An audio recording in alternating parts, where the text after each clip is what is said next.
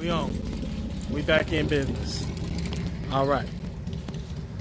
Somebody can open up. We back on. All right, Shalom. First and foremost, we want to give all praises to Yahweh. Double honors to our apostles at Great New Stone in New York. Honors to you brothers out there listening to truth. I love and sincerely to wake up to the elect. Peace and blessings be to the elect and their families. You know, to the sisters that support their husbands in the truth and that support the truth in itself wholeheartedly. All in the name of the Lord shine. We say peace and blessings be to you. You know, and Lord, we praying that the Lord deliver us in these evil times that we're living in, man. You know, but yeah, man, there's a lot going on in the world. Pestilences, you know. Hey, the Lord is not slack on the judgments that's going on America and abroad, man. You know, so.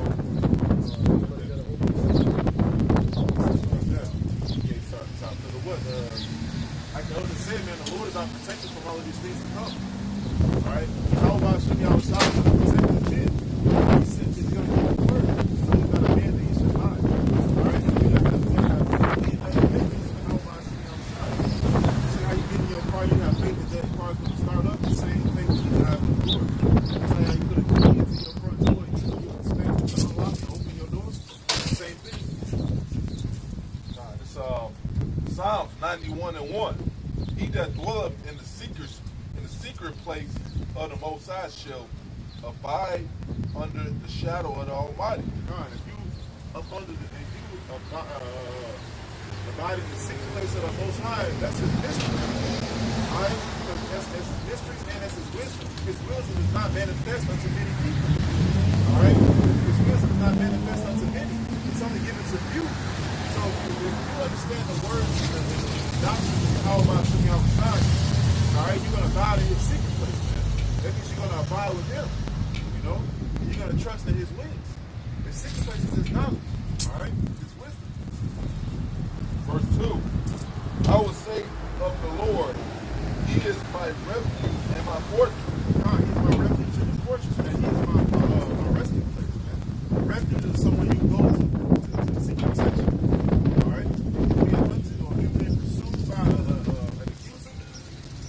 To a city of refuge to seek protection. You know? This is Proverbs chapter 18. And I'm going to start it. And the brother's been going in on the name all week because of, men not trying to preach in the correct name, man. How about Shimmy outside, man? Going off with not telling the people the full words. But back to this, man. The name, Proverbs 18:10. The name of Yahweh is a strong tower. The righteous runneth into it and is safe. The name of Yahweh Shimmy outside is a strong tower, man. Because it's power in that name. It's power in that. It's power in His name, and He has a reputation behind that name, man. All the miracles that you read about in these scriptures, man, it was done by Yahweh Shimmy outside. So He's not a man that should lie. So when you call upon that name with faith, He's going to come to you. He's going to rescue you. All right. Isaiah 41. Just hitting key words, bro. Yeah, because when you go into the name Shon in the Hebrew, not only does it mean name, but it means reputation. Every you have a name, you have meaning behind that name. You have reputation. That's where the proverb comes from. All your reputation precedes you. You know, because when you hear a name, you don't even have to see a face behind that name. But you hear about a reputation. You know. This is Isaiah chapter 41, verse 14. Fear not, thou worm Jacob. Because why, man? In this society, you up here defensive. We don't have anything that can keep Esau from hopping on top of us. You understand? The only thing we have is Yahweh Shimmy outside. But other than that, we can't go toe to toe with him when it comes down to his blessing, man. You know? So all you militants that's out here trying to strike up a war with Esau, man, that's foolish. Because Esau got technology that you don't have. He only giving you the shit that he done already mastered. He on something different now, man. It says, verse 14, fear not, thou worm Jacob, and ye men of Israel. I will help you. saith Yahweh. He said, I will help you. So he is our shepherd, man. Sheep has no defense mechanism, man. Except for to play dead. That's all that we do. You know, to be wise, to play dead. Hopefully he'll leave me alone. So we the same way. You know? It says, and thy Redeemer, the Holy One of Israel. So these are two different people that you're speaking of, man. It says what? He says, let me read that again, verse 14. Fear not thou worm Jacob, and ye men of Israel, I will help thee, saith Yahweh, and thy Redeemer, the Holy One of Israel. See? So there's a comment right there when it stopped and saith Yahweh. And then it says, and thy Redeemer. Hey, the brother made a point. He said a sheep only defenses is to play dead. Hey, when we deal with the, and that dog kind of look like a sheep. That's that turkey dog. When we deal with the world, man, that's how we deal with the world, man. We act like we have to act like what? We're not a part of this. Hey, when you go into a court, if you go and deal with a police officer, or you go into a courthouse, you're not gonna be in the courthouse saying, "Hey, y'all about to see me on the side, shalom, right? Y'all putting up curses on them people." You know, you gotta play dead. You gotta act like you're just a part of this society, man. Until you how about you on the side, come and deliver.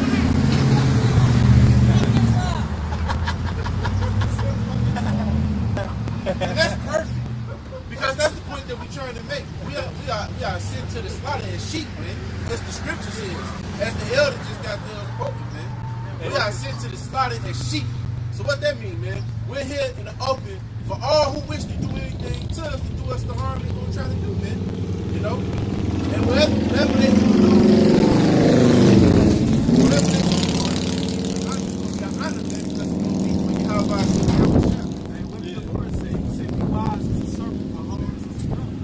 Hey, we have this thing that we do called Clark Kent mode.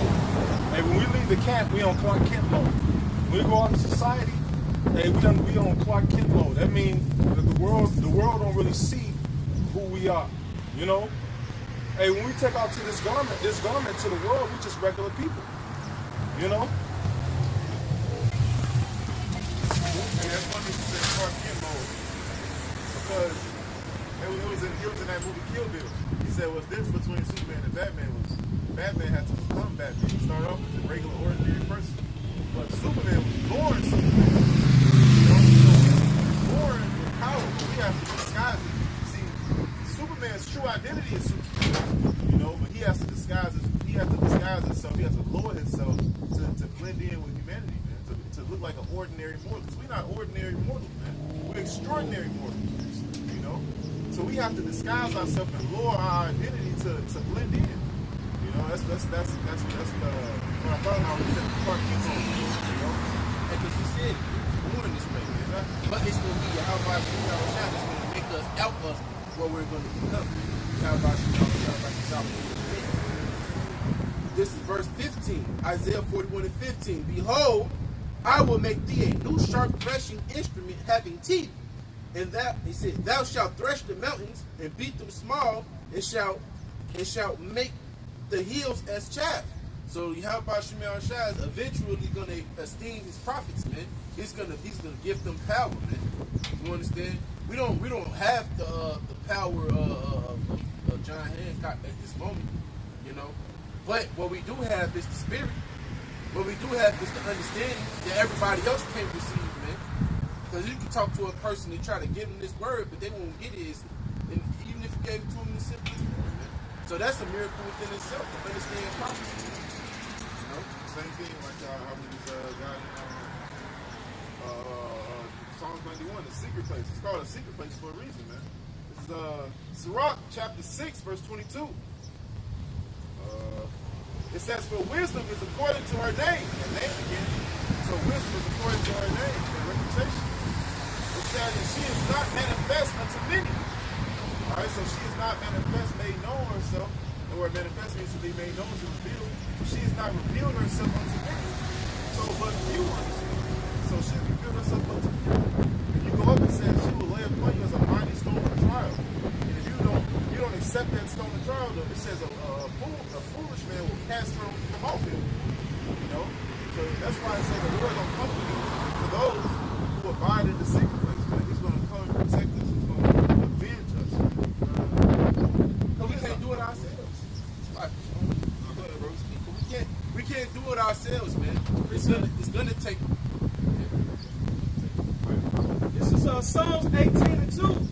He says, the Lord is my rock and my fortress and my deliverer, my power, my strength, in whom I will trust, my buckler and the horn of my salvation, and my high tower. So there you go, man. The high tower is what? A city of defense, man. You understand? In the ancient days, they used to have high towers for watchmen and to also be able to defend themselves from the predators. All right, that was trying to come and take siege in their land, man. So you have Bashim Yahushua, what? He's our buckler, you know, he's our watch, he's our tower, he's our everything, man. Yeah. He's a high tower because what is he doing? He's looking down on us to defend us, man. You know? What do you call it? In the military, what do they call it? Hey, I need overwatch. Yeah, overwatch. I need to know what lies ahead. I can't see in the distance. I need to know what's ahead in front of me, man. I need overwatch. You know, I need what do you call it? Sniper support. Verse 3, he says, I will call upon the Lord who is worthy to be praised. And how you gonna call upon him, man? You gonna call him by his name. That's how you gonna call upon him, man. Because you can't just call him to the air and think you're talking to your hand by shooting out a shot, man. That's fucking funny, man. Because somebody was just to say your name somewhere. I mean, somebody was to say you in a group of people, man. All of y'all not gonna respond to that person that just seeing you in that group of people, man. Well, you know, all of It'll them be might. confusion. Yeah. They all might respond to you. Exactly. They all might Respond to you because they said you, so everybody gonna look like who? And be looking like, That's all confusing. yeah, you gotta signify, man. You gotta signify the Lord's name, man. Who are you talking to? You don't think the Lord wants his praise, man? Yeah. Hey, even in regular life, us, even though we have bastard slave names, you know what I'm saying? But your name represents who you are, your lineage, you know? It represents a lot, man. It represents, like the brother said, it represents your reputation. Now, if like, you know, you may have a last name, you know what I'm saying? You may have a last name that represents what? Your family, you know, your lineage. Just like at the Passover, you know, you have a name to represent. It represents you, which is you know who you are and your reputation. If people mention certain brothers' names, yeah, that's the brother with the such and such garment. Hey, remember when he did something? They recognize you by your reputation, And man. your works. Yep. Because what did Yahweh do when he delivered the children of Israel out of Egypt, man? His name became famous in all the lands, man. So you can't just say, oh, we don't know the name. No, because Yahweh wanted his name to be praised, man. He wanted to be referenced and he wanted to be signified on the earth. That's why he said in the book of Isaiah, man, he said that no longer shall the children of Israel, or even the world for that matter, say that Yahweh shall save them from the land from Egypt, but he saved them from the land of the north, man. Because that's how he's going to magnify his power, man. Magnify his name, man. Right, because that's his reputation. Yeah. And it goes all the way back to when we was delivered out of the land of Egypt. You know what I'm saying? Those heathen knew his name. Even the heathen knew his name even in that time. So why would they know his name now? The scripture says it is a the scripture says the heathen. Hey, you notice whenever they mention the Lord's name, they rarely mention his tribe. You know, they rarely mention that. You're not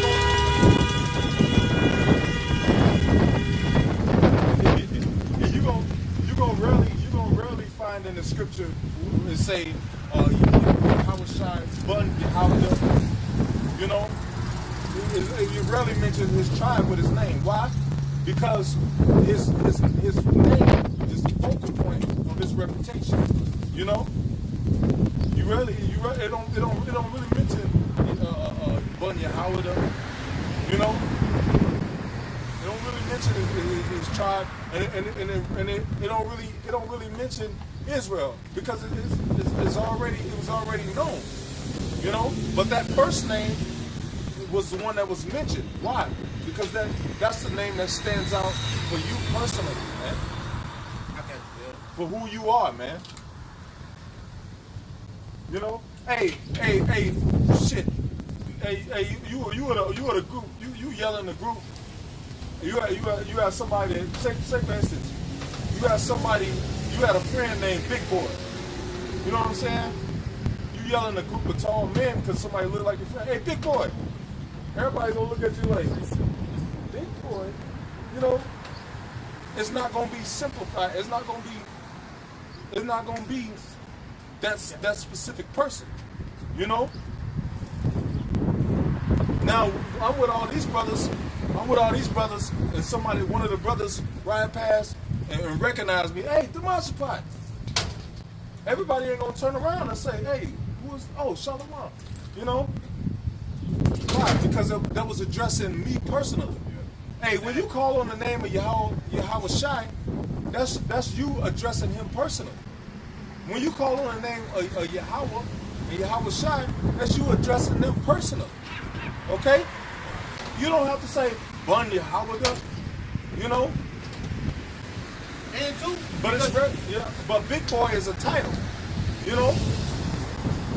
But when you addressing the Lord personally, and out in public, you trying to wake somebody up and got them calling on Christ, which anybody can be a Christ, anybody can be anointed. Yeah, that's like, basically, that's the whole reason why we went in this predicament we in. It's because of falling away from the name of the Lord. Yep. They're falling away from our heritage. That's why I say in the book of Isaiah 1:3, they have gone away backwards. Yep. Because that's what happened to our nation. Our people went away backwards, falling behind these other nations. Their customs and the names of their gods. Yep. They dumb idols. Hey, so basically now, you know what I'm saying, that name is important. Yeah. You know, especially amongst our people, so that they can return back to their heritage, return back to the living power, you know what I'm saying, which is Yahweh, Bashem Yahushua, who is the living power, our power. Yep. You know what I'm saying? That's right, brother. You know, hey, that's what this is about, man. Yep. You know, that's why you can't be out here teaching, you know what I'm saying, you don't know the name. Because you still in that same slave mentality, man. You still falling behind, you know what I'm saying, these other nations. You can't be calling the Lord Jesus Christ, man, and teaching your congregation that name. Jesus Christ, that's the name we gotta come away from. That's idolatry. Yeah. And that's wickedness, man. Hey, the scriptures speak about declaring the end from the beginning. What was his name in the beginning? God. Yahweh Shai, right? So that's what you're supposed to be declaring at the end, man. And whenever you're in trouble, in time of trouble, who's going to call on if you don't have the name? Who? Hey, you're not safe. Hey, the scriptures say the name of the Lord is a strong tower. The righteous run to it and are safe. So everybody that's not calling on the name of the Lord is not safe. And why would the Lord say the righteous will run to his name and be safe and then not give us his name? That don't make sense, man. And he said he's going to turn to you a pure language. Yep. So he definitely going to give you a name, turn to the pure language, the original Hebrew. Man. Right, because when it goes into the name, we say what? It goes to what? Reputation. So that means you're going to call upon a certain person for a certain deed. Whatever it is that they do, their name is attached to it, man. Right. So if you're talking, like if you want to talk, even if you want to go to the brothers, right? If you want to watch Elder Malcolm, why do you want to watch Elder Malcolm? Because he goes to history. His name is attached to history. Right. If you want to watch Elder Demashapot, why do you want to watch him? Because he's attached to the herbs. He's a herbologist. Certain different spirits, man. But you know what? You know what? Coming back into this truth, though, as part of the heritage. So, you know, even the language, you know, that Paleo speak, that ancient, you know what I'm saying? You got to go back into that. The scriptures tell you, you know what I'm saying? If somebody forget it, even praying in that tongue, the Hebrew tongue, man, it's more effective. You know what I'm saying? To pray in that language, man. So why wouldn't you have the Hebrew name of the Most High? That don't make sense. Because you got to pray in the name of the Lord, man. Because the Lord is our our intercessor. So why wouldn't you have his name? The Lord ain't gonna have us praying in the name of a damn idol, Jesus Christ, or Most High Christ blessed title. Hey, that basically means you don't know the Lord, man. Because this thing is about that personal relationship with the Lord. Hey, the Lord said he would in the book of John chapter 15, that he gave us everything because we his friends, man. And I get it for you. I'm gonna get it to you. Matter of fact, let me pull it up because, hey, man, we the friends of the Lord, man. You know what I'm saying? The Lord revealed his secrets to us, man. You know what I'm saying? Why would he do that, man? You know, if we wasn't friends, man.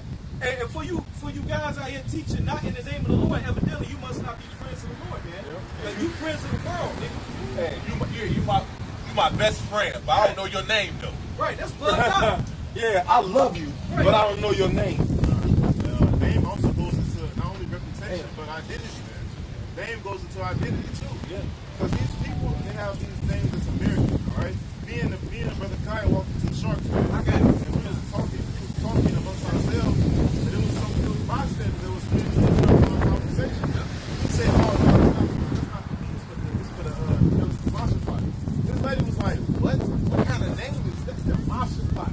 What kind of, that ain't English. Right, see, it goes into identity. You see, that's all from, if my name was Willie Jones, oh, that's not an English name. That tells you about your lineage. Oh, his name is something Chong. Oh, you must have a lineage of the Japanese or Chinese. So we got Hebrew names, so our lineage goes into Hebrew. That's right. What's up? Oh, Demashaphat. That ain't no English. What kind of name is Demashaphat? You know, I ain't never heard that. And then you got to go into Hebrew anyway in the scriptures, man, to get full understanding. You know what I'm saying? Of some of these breakdowns. You got to look up these words in the Hebrew in the Old Testament and even some in the New Testament. You know what I'm saying? So you can have a better understanding of what the scriptures are saying, man. You know, this is St. John 15:14. This is the Lord. He said, ye are my friends if ye do whatsoever I command you. Henceforth I call you not servants, for the servant knoweth not what his Lord doeth. But I've called you friends, for all things that I have heard of my Father I have made known unto you. So and the Lord has made all things known unto us, even his name. You know, he has made his name even known unto us, man. That means that if the Lord to give us his name, man, that means that the Lord, you know what I'm saying, he being wrong, man. And that's crazy. You know what I'm saying? Why would not know he knew his name? That don't make sense. You just friends with somebody and you don't know their name. So probably call Nate off. Because he saw too many Jakes waking up, so he called these niggas back. Hey, do a video. Precept. Go ahead, bro. Go ahead. Bring up precept. Go ahead. Proverbs 30:4. Who have ascended up into heaven or descended? Who have gathered the winds in his midst? Who have bound the waters in a garment? Who have established all the ends of the earth? This was talking about the things Yahushua did as he was walking on the earth, man. When he was walking on the earth, man, he walked on water. He told men, these prophecies he was actually doing, man. But see, you're not the niggas that seen Yahushua didn't believe him to be so, and even if they did, man, they didn't want to acknowledge it, man. And that's why he finna have to bring their fucking necks hither, man, so he can slay them. Go ahead, bro. That's because they took that purse, man, because they don't want, them heathens don't want their name to be spoken. Somebody get that Malachi on deck 1 and I think it's 1 and 4, but go ahead. Yeah. Who have established all the ends of the earth? Yeah, established all the ends of the earth. Go ahead. What is his name? Uh-huh. And what is his son's name, if thou canst tell? So why would the scripture say what is his name and what is his son's name? And this so Jesus is written all through him. So why would the scripture ask you what his name is? You can just turn all the way through and say, hey, go right here, but it wouldn't say that. Because it was a mystery. It was, and at the beginning, it was taken away. It was a mystery unto us, man. And it was revealed, man. The scripture said, he just read it, he revealed the secrets to his servants, the prophets. That's a mystery that was revealed unto us, man. By you know what I'm saying, our elders, man. You know? That's the ultimate mystery, because when opened up and said, "Well, I abide in the secret place of the Almighty." Who's the Almighty? What's the secret place? His name is part of the head of the secret place. And fear in that name comes after. I got something for you. This is Malachi chapter 1. Let's start at 14. It says, "But cursed be the deceiver." Hey, those that's lying, man. That's not, you know what I'm saying? Being important to the word correctly. And when you read, as he read this, think about what Cain did. All right? Think about Cain and what he did. Hey, oh, it's like, hey, another point, man. Hey, Yahweh Shah said what? I am the door. Okay? How do you open the door? With a key. What's the key to that door? To the door which is Yahweh Shah? His name, man. That's the key. That's the key to open up that door. Go ahead. It reads, verse 14, "But cursed be the deceiver, which hath in his flock a male, and voweth and sacrificeth unto the Lord a corrupt thing." So when Cain, all these niggas follow out the pattern of Cain, right? He's a deceiver. He tried to deceive the Lord, hiding his flock of males because he's supposed to sacrifice the firstborn and come out the matrix, right? And then vowed. So he gave the Lord a vow, saying, "I promise I'll do what you asked me to do," and then sacrifice a corrupt thing. So you had what the Lord asked you for. You lied and said, "I'm gonna do it." And you just took some fruit off the tree and said, "Here, Lord, here's my sacrifice." You get mad because the Lord ain't dealing with him. You ain't got the birthright. They go into the that book of 1 John chapter 3. They got the time to serve the Lord. They got all the time in the world to serve the Lord and say, "Oh yeah, I'm gonna come back. I'll do this, I'll do that," and they don't do it. These niggas are following the same pattern as Cain. Cain is Esau, Edom, and they following the devil. That's right. It reads, "I am a great king, saith Yahweh of hosts, and my name is dreadful among the heathen." Why was this dreadful, man? Because when we was coming out of Egypt, nobody wanted to deal with us, man. Everybody was afraid. And once they wasn't afraid, they was taking up arms to try to fight us, man. And that was because of the name of the Heavenly Father. His name was ringing out in the land, man. All through the different nations, man. They heard of the name of Yahweh. They had to do that name, man.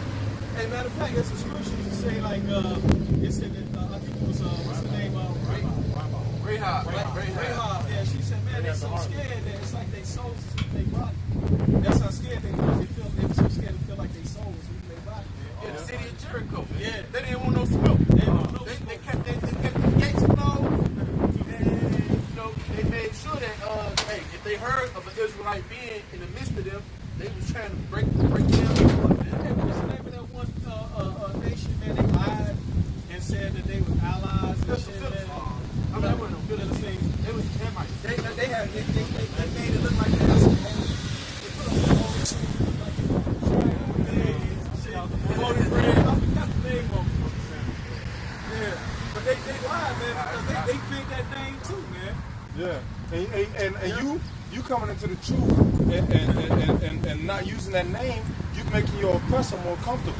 Hey, the elites of the society, they know the Lord's name, and they tremble at that name. But you using the name Christ and some other name and not using the real name, it's making him more comfortable. Because when you come back into the name of Yahweh Bashim Yahweh Shai, you know what I'm saying?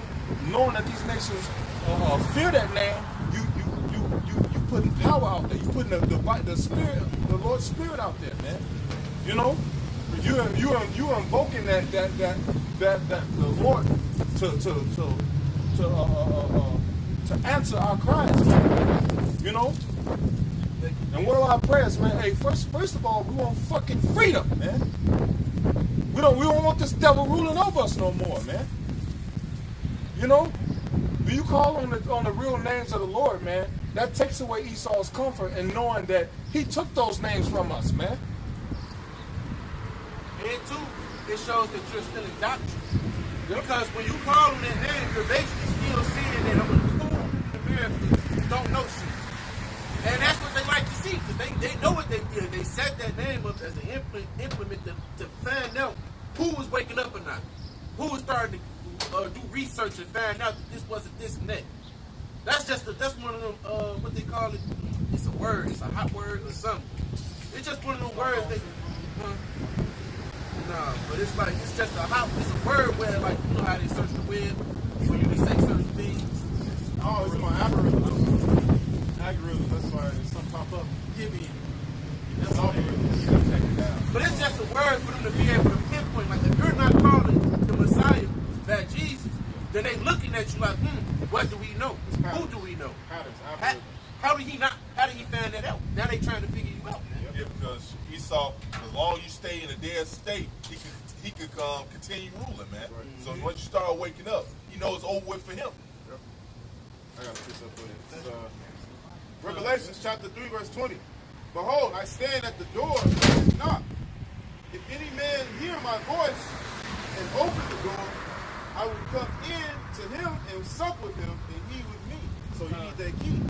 I know that key is that name, man. You need that name, that key to open. The Lord said, I stand at the door and knock. But you have to actually desire the truth. The desire of knowledge, man, brings you to the kingdom. You know, you have to actually desire. When you desire something, you're going to put in the work to get it. That's with anything. That's anything tangible and spiritual. That's just a law. This is a law of the land. Anything worth having is not going to be easy to obtain. I got some right quick. I got Exodus 23, verse 21. Well, I'll jump up to 20.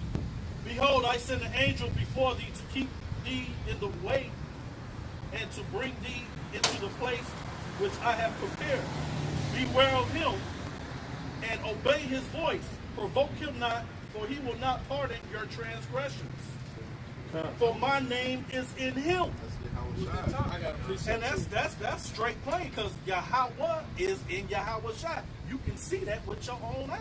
Yeah. Carnally, you can see that. We acknowledge it every time we say Yahweh Bahasham, Yahweh Shai. Precept. This is John 14 and 8. He says, and whatsoever ye shall ask in my name, that will I do, that the Father may be glorified. Wait, you shall ask in my title. Right. No. Hey, whatever you do, you should ask in my title. It didn't say title. Go ahead. He said, will I do, that the Father may be glorified in the Son. If ye shall ask anything in my name, I will do it. It didn't say in his title. In his nickname. It didn't say none of that, man. It said in my name. Is it more than that? Yeah, he says, if ye love me, keep my commandments, and I will pray the Father, and he shall give you another comforter, that he may abide with you forever, even the Spirit of truth, whom the world cannot receive, because it seeth him not, neither knoweth him. See, they don't even know who Yahweh Shai is, man. Hey, it's what you did, man. It goes to reputation. It goes to reputation. Say, if you was going somewhere, right, and somebody asked you, like, who sent you? You know what I'm saying? That person's name is on the line. Even if you're filling out an application for a job, man. If you put a person that's a good worker on your application, they're going to be like, yeah, bring them in. Yeah, we need that person. Because why? They're going to look at you as that person. Why when you bring somebody into your job, you get a fuck up, they'll all come to you like, man, something to God, man. I thought you for. Right. I got talked to. You want to know what the fuck are you doing, man? You're making me look bad. My name look bad. Making my name look bad. Yep. Now you fucking off, and you and what do you call it? I was like, yeah, he's a good guy, he'll do the time, man. He's a worker, and then he's always late. What about Shem? Ain't that what Shem means? Hey. Yeah, exactly. I mean, that's why in the Most High, he vouched for his son. Yes. That's the point. Yes. He said, this is my son who I am well pleased. That's right. Yeah. Yep. You weren't already about any focus, right? Yep. You're going to know my service about the love they're showing each other. You're going to know my service because they'll be out there. Right. Seasonality, you're going to know my service because I'm going to reveal my secrets. Right, and it's because of reputation. Right. Going back to that name. You know what I'm saying? Because the one of the Lord is to treat his disciples. And then his disciples going to treat each other the same way. You know, because we all on the same rapport. We all got the same like mind, man. Yep. You know, and a true man of the Lord, truly, really going after his head.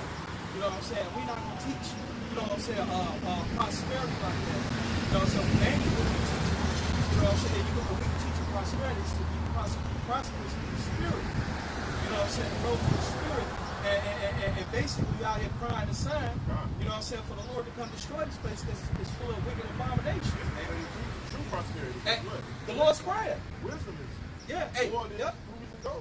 God, yeah. But that scripture said what? He said, if you ask anything to my Father in my name. It's more to it here. So you know what that means, man? Yahweh Shai is representing us, man. He said, hey, them my guys down there, Pops. Look out for them. Hey, John 17. Oh, just about. Hey, get it, brother. Get it. Come on, brother. Let me finish this up real quick. He said, even the Spirit of truth, whom the world cannot receive because it seeth him not, neither know him, but ye know him, for he dwell with you and shall be in you. He said, I will not leave you comfortless.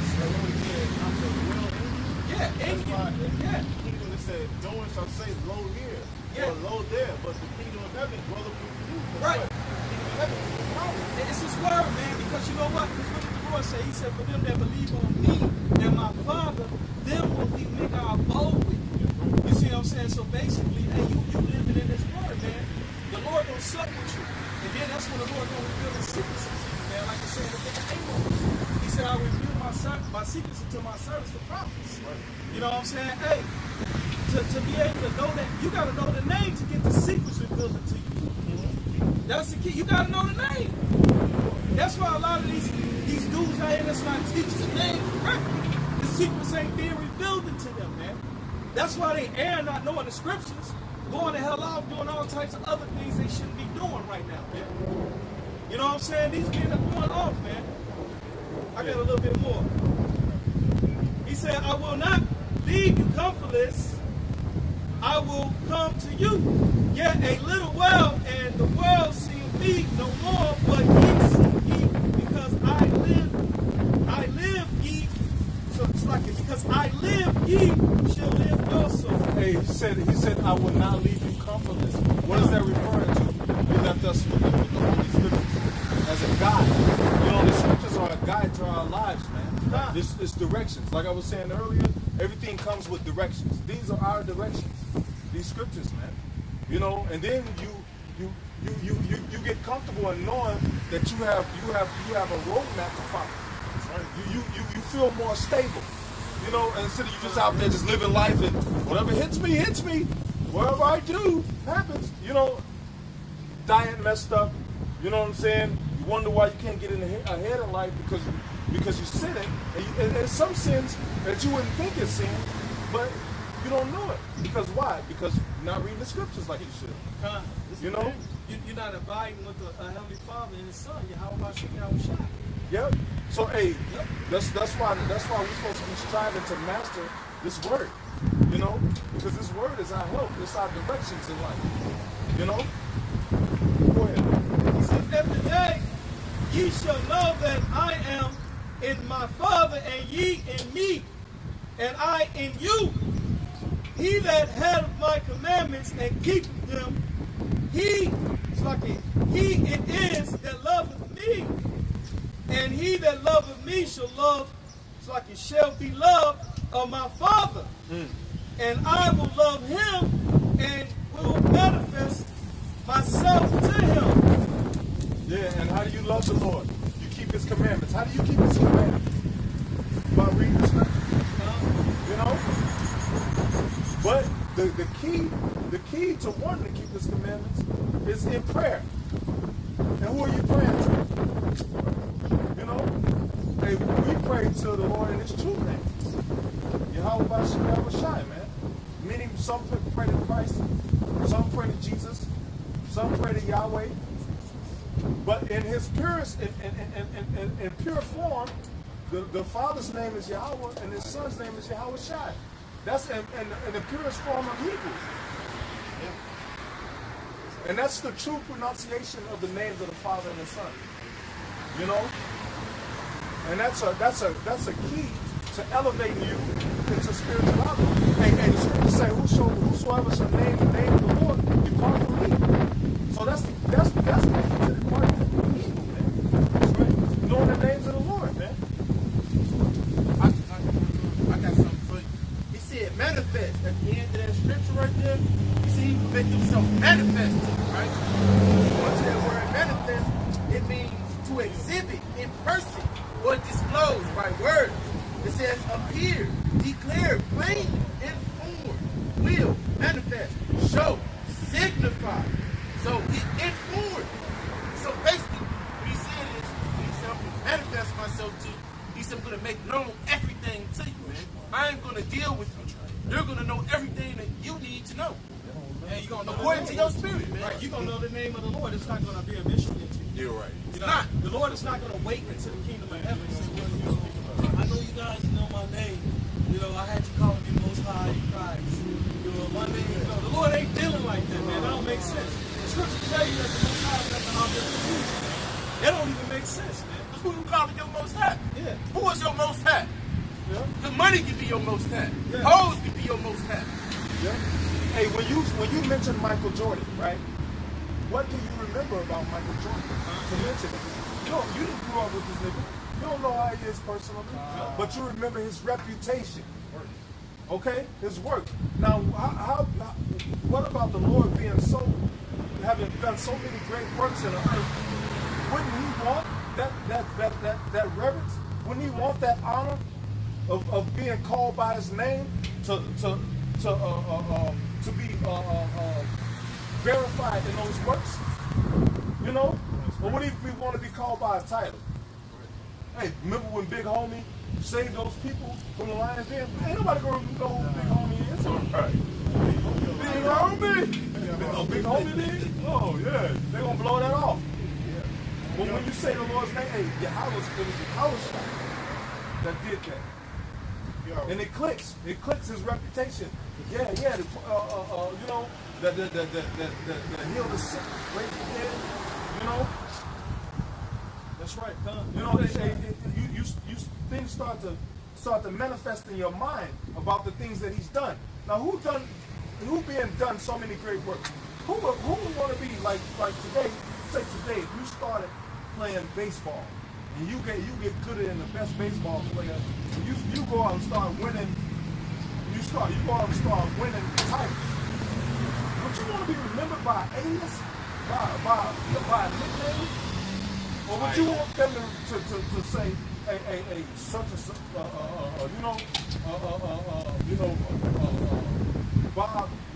Bobby Jackson, you know what I'm saying? You know, yeah, Bobby Jackson. Oh, that's the dude that had all the titles and everything, you know? Yeah. Hey, sometimes. Oh, remember Big Homie won all them baseball titles? You like, Big Homie? like in the ancient green world. jersey. Remember in the ancient world? jersey. The ancient world, when you come, they didn't have no ID or license. They'll say, "Yeah, I am Bobby Jackson, son of Bobby Jackson Sr. Yes. Nephew of Bobby Smith." Or, you know what I'm saying? They will use names to identify. And Christ means anointed, right? So how are you gonna know who anointed? There were many men that were anointed. You know, Paul was anointed. Abraham was anointed. Moses was anointed. You always, hey, remember when an anointed raised up Lazarus from the dead? He was like, anointed. You know, but when you say, I was shining over the Son of God. You know,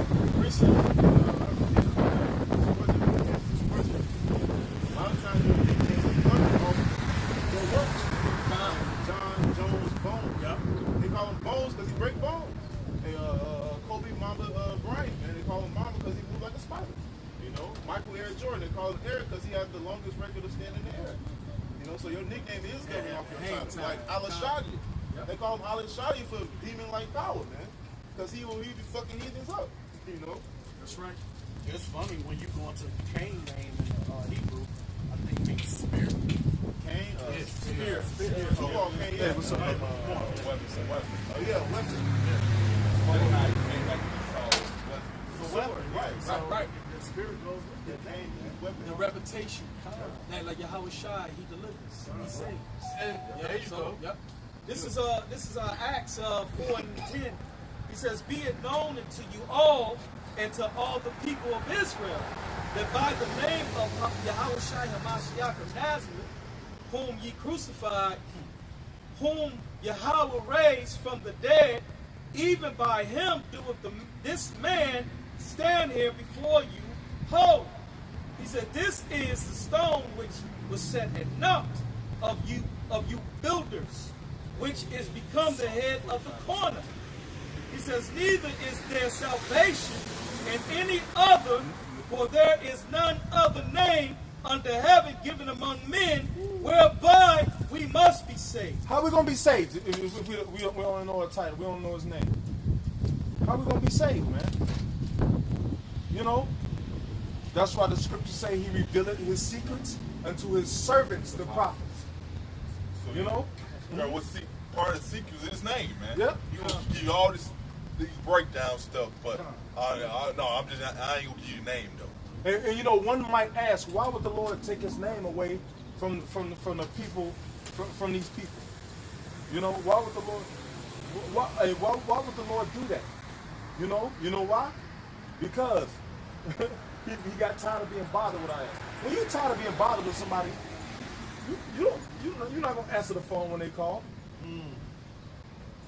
He was tired of us. He was tired of us keep sinning every time, and then when we get in trouble, hey God, please God, please help me, I really need you. And then as soon as he helps you, you go back and do the same thing.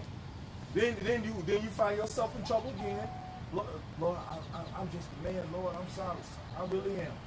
You know, and over again, and then eventually he ain't gonna answer your ass. Eventually you're gonna get tired of you calling. That's right. If I may expound a little bit, hey, because what, man? When you a name is a personal thing. Yahweh Bashar are the ultimate Junites, man. So when a person in the world don't want you to know who they are, what do they give a nickname? You know what I'm saying? They don't need to give you that nickname. I mean, they give you a nickname, man. That's what you call it. You might have grew up with Jake in the world, man, and never knew their real name. Jake can have a whole baby, and all they know his name was Nick. Chick don't even know his real name. This nigga named George. There was one analogy that the brother said, man. I think your brother without this, he said, you got a son, he keep going to jail. He going to jail 5 and 6 times. You keep bailing him out because you got your phone number. Then he might go to jail. He changed the phone number. How you gonna get out? How you gonna contact him? So that phone number, the lawyer was like, you know what? I'm gonna have y'all follow me first. It's gonna be a great following. Ain't nobody gonna know who I am. But then I'm gonna have y'all raise back up. And then when you get the phone number, oh, they ain't his phone number. And we tell you who it is. You know? So now you can't call the Lord because they believe in the 911. That's they believe. Yes. Hey, when the scriptures say, when the Lord say, when you was ignorant, I winked at you. Yeah. Because we did things out of ignorance. When we was calling on Jesus, the Lord, it seemed like the Lord was still helping us. Why? Because he was winking. He winked at our ignorance. Okay? And that's because he left that zeal there still for the nation of Israel. He left that, it's in our DNA. You know, like, it's in our spiritual DNA, man, to want to be with the Most High, man. But this time, he made it where only that 1/3, you know what I'm saying, really gonna get this grass house. You got Romans 11 and 7. You know what I'm saying? But once you learn the new man, what does the scripture require you? Put off the old man and his deeds. One of his deeds, that old man's deeds was that old name. Yep, that's right. Hey, the scriptures say all things become new. Hey, when you learn the truth and you learn the Lord's name, it's new to you. You know? Even though it's not a new name, but it's new to you. Hey, that old, you can't come to the truth and say I'm an Israelite, but you call him the Lord by another name, man. You call him the Lord Jesus. That's a Greek name. You know he's a Hebrew. He was born a Hebrew Israelite, but you call him by a Greek name. That don't make sense. You gotta be born again. You got a Greek name for you. Hey, you a so-called black man born in America. You know what I'm saying? I mean, what you gonna name your son? You're not gonna name your son Jorge. Yeah. You know, like he from Mexico. If You know, Yeah. Wayne Lean. Wayne Lean. Yeah, you're not gonna do that. They're the Chinese, no, he's black. But see, because it's like the scriptures when they tell us that he's gonna put in our mouth a new song. That new song is not really. It's just being reintroduced. Like it refreshed the water. That's just like the cycle of the moon. When the new moon hit, that's just the refreshing of the moon, man. Right? Yep. Hey, and that word "re" means back. So it's being made back new. That's what it says. It's back new. It is. Hey. When those Jordans, when Jordan stopped making them Jordans, hey, when he came back with them again, hey, they was back new. They keep staying in the same line that they stood in 10 years ago to buy the same Jordans that they bought 10 years ago. Because why? Because they was made back new. That's why they call it retro. Retro, yeah. Yeah. So we're just bringing something that was taught way back to a place that is not known anymore, man. Hey, brother, you're an Israelite. Y'all brothers Israelites. Y'all don't know. Yeah. We just teaching ancient knowledge, man. So it's reintroduced. It's retro now. It's reintroduced. Allow me to reintroduce.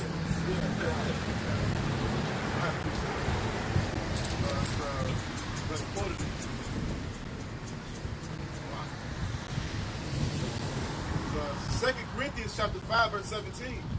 It says, therefore, if any man be in Hamashiach, he is a new creature. Old things are passed away. Behold, all things are become new. Hey, you calling the Lord Christ? Hey, you calling the Lord the same thing that the people in the church is calling him. But you know that's not. You know that everything else changed. His skin color changed. You know, his people changed. You know, the color of his father changed. Everything changed, but you still call him the same name. All of those were all lies, man. First of all, you still believe in that slave doctrine that you was brought over here. The same people that oppressed you, that gave you that name, you gonna take it with you. Hey, all things have become new. Even the Lord's name, you knew him as Jesus Christ, but now his name is made new again. As Yahweh Ba'ashim Yahweh Shai, man. It's right now with understanding in the name. Yep. Because there's no understanding in the name of Jesus Christ. His name new unto you. Yep. Because you had the wrong ideas. Yep. That name is the prophecy and the scriptures, man. That name has to come with the revelation of the power. See, and people can be enlightened but through that name. You know what I'm saying? You get enlightened through that name, man. Our people are still in darkness under that name, Jesus Christ. Now y'all remember on the news when it said anti-Semitic signs found? It said all hell broke loose after they put this sign up. And if I can share with the camera. This is Yahushua coming. Y'all remember that, right? Channel 2, right? Yep. Channel 2, Yahushua's coming. And after this, all hell broke loose. That's when Iraq had hit those bombs. Then that Kobe's, just one after another. And that's why the heathen feel the name like that. So they did this, and it was all up until now. You know, it's like right now, destruction is right now.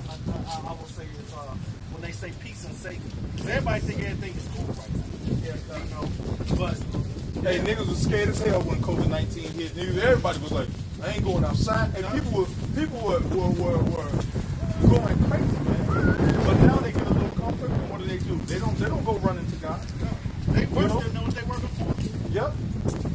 Because they found a new ways to do old bullshit.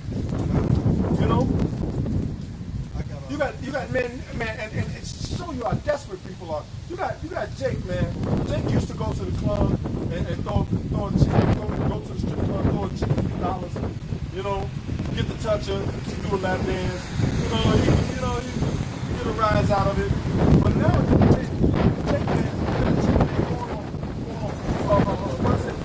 fans only, paying women to look at them on the phone naked. Right. You might want to look at porno for free. Yeah, Right. You can go and look at porno. You can go look at a chick. You can go look at a naked chick. I think they got like live feeds where naked chicks be on there getting themselves off or something. Yeah, for free. Bro, $15 a month. $15 a month. Yo, this is the era of simps. And then wonder why when you meet the chick out in public, she don't want to see you talk to your ass. Why? Because she got all these people pumping her up on a fucking high horse, man. That's like Jada people stupid ass bullshit, Man. distraction shit, man. Yeah. All that simp shit, man. These niggas on, man. Yeah, and fuck Will Smith, man. Weak ass nigga. You signed into an open marriage and then get mad when the bitch cheat on you? What the fuck is wrong with you, man? This nigga agreed, yeah, open marriage. We gonna have sex with other people. Then how you gonna say the bitch is cheating? You can't say that. I was confused. How did that? This dude is a fucking weirdo, man. And then this dude be doing what they call it pep talks or motivational speeches, and I don't listen to none of that shit, man. All right. Precept. Nigga doing man, you the biggest simp on earth, man. You first of all you married a chick and gave her permission to not be a woman. That's what's the point? You taking care of a chick that you gave permission to go and fuck other men. And then he saw up on Ellen DeGenerate. Degenerate. And he complaining about her cheating. And then you initiated that. That's why the scripture And then you got some simple, you got some nigga, man. You got some nigga,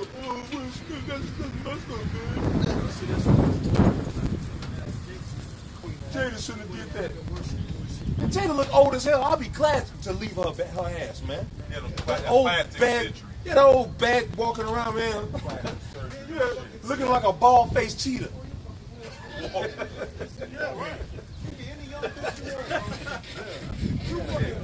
She done pushed her cheeks. She done pushed her cheeks so far up, man. She cried to the side now. Yeah, man, she just fucked up. I got a precept for you. All that plastic surgery. Yeah, man. This is Isaiah chapter 29, verse 15. Woe to them that seek ye to hide their counsel from your house, and their works are in the dirt. And they say, who seeth us and who knoweth us? Because this thing, like the elder was just going into. Hey, wait, Will and Jake, they known for being swingers. This been going on, man. But the thing is, now that light is on. Now that exposure is on. So now they feeling some type of way because at first it was cool with it being a secret, but now that it's being revealed, it's hurting it's making him look less than who he is.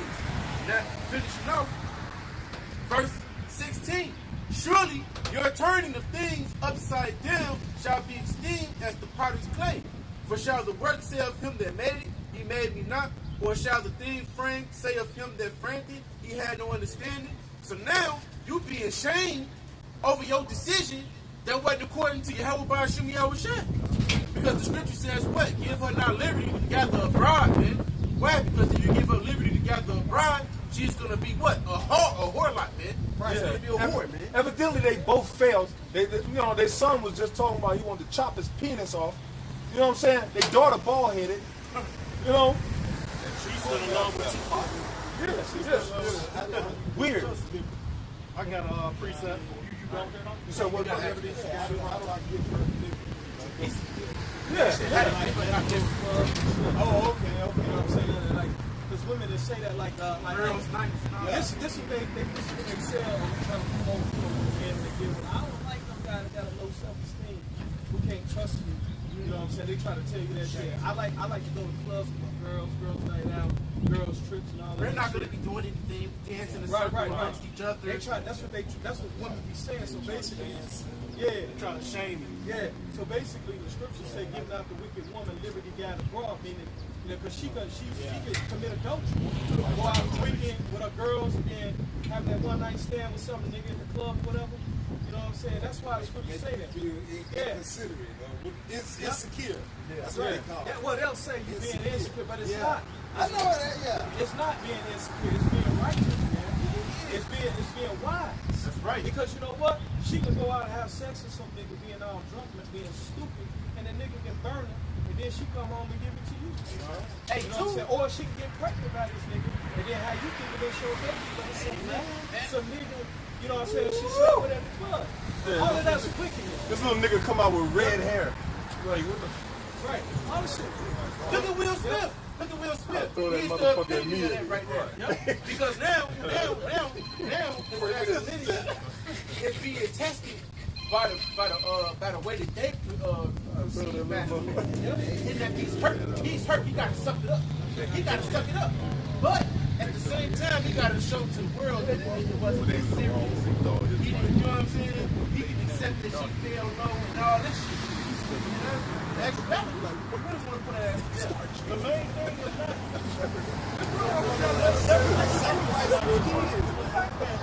Somebody of his kids got them. If she looked back on, woo! About that, you insecure. No, I'm not insecure. You shouldn't have been at the motherfucking place so that you've been in that situation where Exactly. And see, this is what people don't realize. Here it is. Our power, the Most High, is a jealous power. You know what I'm saying? The same thing with the nation of Israel. We went off, you know, we was going off serving other gods. You know what I'm saying? Over and over and over again, we was making the Heavenly Father jealous. And we created out His own image, of course. If our women be going out and trying to look at some other dude, you know what I'm saying, or be hanging out with some other dude, we gonna be jealous, man. Or looking at some other dude talking, oh man, he's disrespectful and shit, man. We gonna be jealous. That's man. disrespectful. Because you know what she said? She don't respect you enough to keep that shit to herself. Right? Yeah, that shit is off, man. Hey, y'all some people. But if a chick did that, you wouldn't even know. Yeah, Like King Dawid. But you want sheep. Hey, I know what, bro. I'm gonna say this. Listen, man, if you a man of the Lord, you know what I'm saying? Hey, man, the scriptures say that a wicked woman is given into a wicked man. You know what I'm saying? And a righteous man, you know what I'm saying, get a righteous woman. So in a way, you would kind of know the Lord, but you know, he'll show you. You know what I'm saying? Yeah. There's brothers out here that truth right now, and like this. You know, we can't even get a woman. You know what I'm saying? Because, man, the Spirit of the Lord is on these men and these wicked women. They see these men and they flee, man, like, no. Yeah. And another thing, you see it as I can't get a bitch, but you know, the Lord really be protecting you from these God, that's right. because they ain't shit, man. Hey, really, most I rejected them. What draw a man to a woman? Oh, this bitch look good. And if you don't looking good, bitches will be the biggest hoes, man. Pussy stink. Hoes. Dang. You know, whistling when man, so many niggas been in there and shit whistling. Right. Somebody in the closet whistling. Hey. And here it is. You know, you wearing it down to her. You finally get her. Then she take the panties off. Now you don't want her. That bad pussy makes you not want pussy for months. Yeah. Hey, bro, and then too, bro, Mississippi. Bro, Mississippi, I remember them saying this, try men of the Lord and truth might try to give her a woman. He thinking she rejected him. No, she rejected. Most I rejected her ass. Yeah, that's right. Because the Lord be protecting us, man. Hey, you know, hey, sometimes that shit do make you feel like, damn, you bitch got an attitude. Look at the bitch, you got an attitude. She saw your spirit. You know? But, hey, them spirits on her get roused up, man, because these fucking people, they don't deserve us, man. Hey, any righteous man, the Lord said what? My kingdom is not of this world, man. That's right. You know? So these people, we gotta understand that when we come out of that old position, that old way of thinking, that old way of life, we become more prestigious. We become more godlike. These people don't deserve us, man. The scriptures say, hey, this is the new Sodom in Egypt, man. That's right. You know? That's right. So, hey, all of these people are wicked. The majority of these people are wicked. If you really desire a woman, you may have to wait a year or two to get the one you desire. Because if you want a woman right now, and the Lord just give you any bitch, the bitch gonna fuck off on you, man. And then nigga be looking at the Lord like, Lord, why you do that to me, man? But you can't wait. You gotta have patience, man. You gotta have patience for those kind of things to happen, man. You don't want the Lord to say, to shovel, hey, I want a woman. The Lord be like, there you go. He don't even look. He'll call you any woman. Yeah, I remember Pastor Kabak said it, man. He was praying the Most High for a woman, and he got one. And then after he was for a while, he prayed Most High, please take that bitch away from me. Yeah. Same here, bro. Let me read this. It's Sirach 25:16. That's the spirit. It says, I had, you had it? Go ahead, brother. Spirit. It said, I had rather dwell with a lion and a dragon. So he'd rather be in a cave with a lion or a Komodo dragon. He and that motherfucker like, then to be with her ass. It says, then to keep a house with a wicked woman. Yeah, that's the worst ever, man. Hey, a lot of guys don't go home because they don't even be bothered. They get off work, they deal with Esau shit. And they go somewhere else. They don't even go home right away. Oh man, shit. When they go have their drinks was, now it's time to deal with this bitch. Yeah. And really, what he's saying is, I'd rather die than be with this bitch. Because if you locked in a cage with a lion, what's gonna happen? He's gonna eat your head. He's gonna kill you. But you know what? If you got a dragon, a woman that's a dragon in your home, you're gonna suffer. You're gonna suffer every time you go home.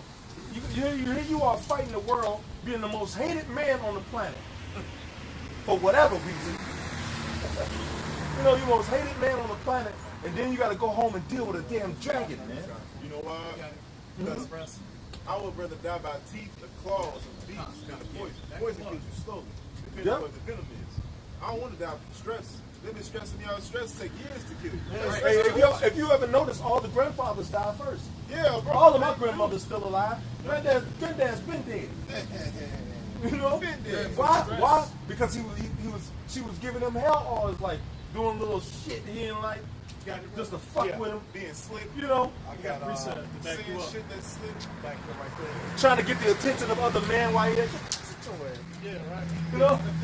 I got Ecclesiasticus, which is Sirach 36 and verse 24. He that get a wife begin a possession, a help like unto himself, and a pillar of rest. Yeah, if you want those things, you may have to wait. Hey, I'm gonna just be honest with you. You might not get them, you know. Especially but now. if the Lord give you a woman that's somewhat okay, and that's a hard to say when you're speaking about these women, you know. But if the Lord give you a woman that's somewhat decent, it might not come when you want that, you know. Hey, and another thing, if you've been oppressed by so many bitches all your life, then that shit be in your mind, man. If the Lord bless you with a decent woman, you don't want to be putting hell on that woman because of what you went through with other bitches. Sometimes you have to wait that shit out. You have to wait that mindset away, man. And that waiting is examining yourself. You know, because the scriptures speak about be not a lion in your own house. That's right, God. You know, you come home because of what some other bitch did to you. She reminds you giving her the big eyes. She reminds you of the other chick did, and you giving her the big eyes, and she might not be, she might not have done shit. So sometimes it takes time for you to heal. And sometimes you don't get a woman because of all the shit you've been through got you in a mindset that you'll run the woman off if you got it. That's it, man. That makes these women wicked because now all other women who's decent got suffered because of your bullshit. Yep. And then they get fucked up. Yeah. Hey, because what happened with a brother? When a brother get fed up with a woman, he will love you, but he will cheat on your ass. He'll go have another bitch. And you know, really ain't nothing wrong with having another woman. You know what I'm saying? According to the scriptures, there ain't nothing wrong with that. But a man when he get fed up with dealing with women, he'll develop a mindset that fuck these bitches. Mindset, you know. That's why. You know, and some men go to the point of they'll tell a woman, Hey, if you love me, you'll fuck my homeboy too. He's going through some shit, and that's wicked.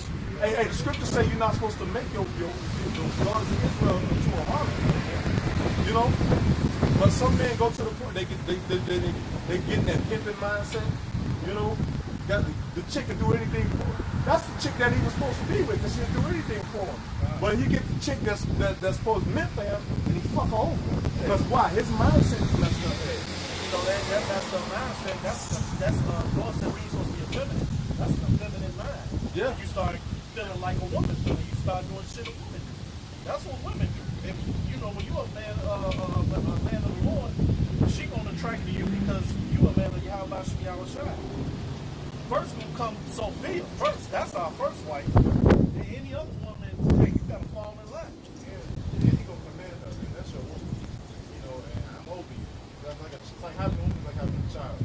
I have to instruct her on what to do and what not to do. I have to give her a task to hold down while I'm gone. Right. I want those tasks to be when I get back. And that's what Jesus say a wicked woman is given to a wicked man. Yeah. Because a righteous woman, she gonna fall into those commandments. Right. And she gonna be obedient to her man and do what's right.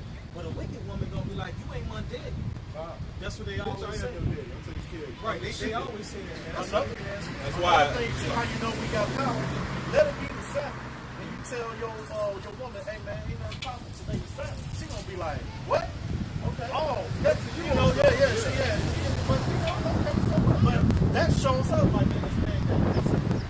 You know what I'm saying? And that makes her really cling on to you more. Hey, if she with me, she gonna be jealous of you. Or she just gonna bow down and be like, you know what, this man has integrity. You know what I'm saying? I'm gonna deal with him. It'll fall in his channel where it's supposed to go. That's right. That's gonna be. I ain't gonna lie. Sometimes it's gonna be a little struggle in the very beginning of trying to get her to realize, like, hey, I'm serious. This ain't okay. Once you put your foot down and she realizes that ain't put up. That's when she gonna fall back. All right, That's it is to do that because you never know when you study and shit come up.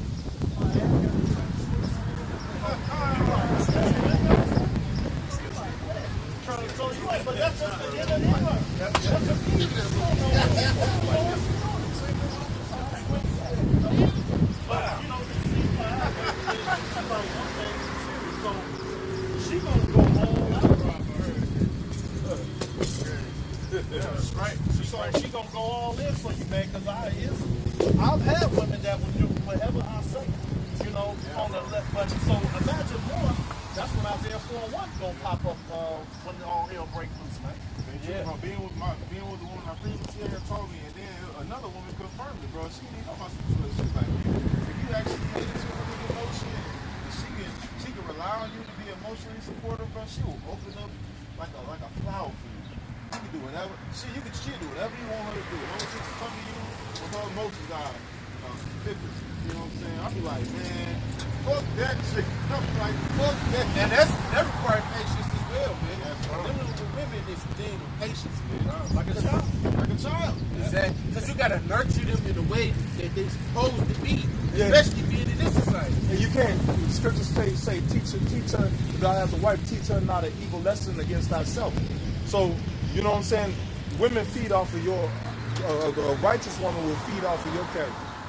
You know, because in her mind she want to please you, so she'll feed off of your likes, man. So you know you can't teach her a evil lesson against yourself.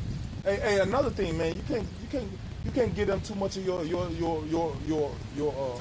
can't give them too much explanations. You can't give them too much time. You can't let them know everything, every fucking thing you're doing. Sometimes things shit got to be a mystery, man. You know. That's what attracted you. I'm bored with this game. Hey, don't know. you buy a game, right? After 1 year, you ain't playing that damn game no more. You got another game. First of all, you got to be an unbeatable game with a chick. You got to be that game they can't conquer. Yeah, you know, when you're a mystery, they're more attracted to you. Yeah. And even what's name too, like the president, Esau's sister. The president, he can't search it, he can't tell the first lady, man. They even got it in that sense, man. Yeah. Hey, that's some lying bitches. That bitch ain't the first lady. Lying ass. Yeah, come. It's like third. Bitch got a grandma, but she the first lady. Shit, You know, come on, man. Bro, they so big to give up these type. Hey, he's the president, but she's the first lady. They got the nerve. Well, who is he? The second? Who is he? The afterwards president? They got the nerve to say the same shit in the church, bro. Yeah, I was just gonna say that. First lady. First lady. Fuck you. First lady. Yeah. No, that's your lady, nigga.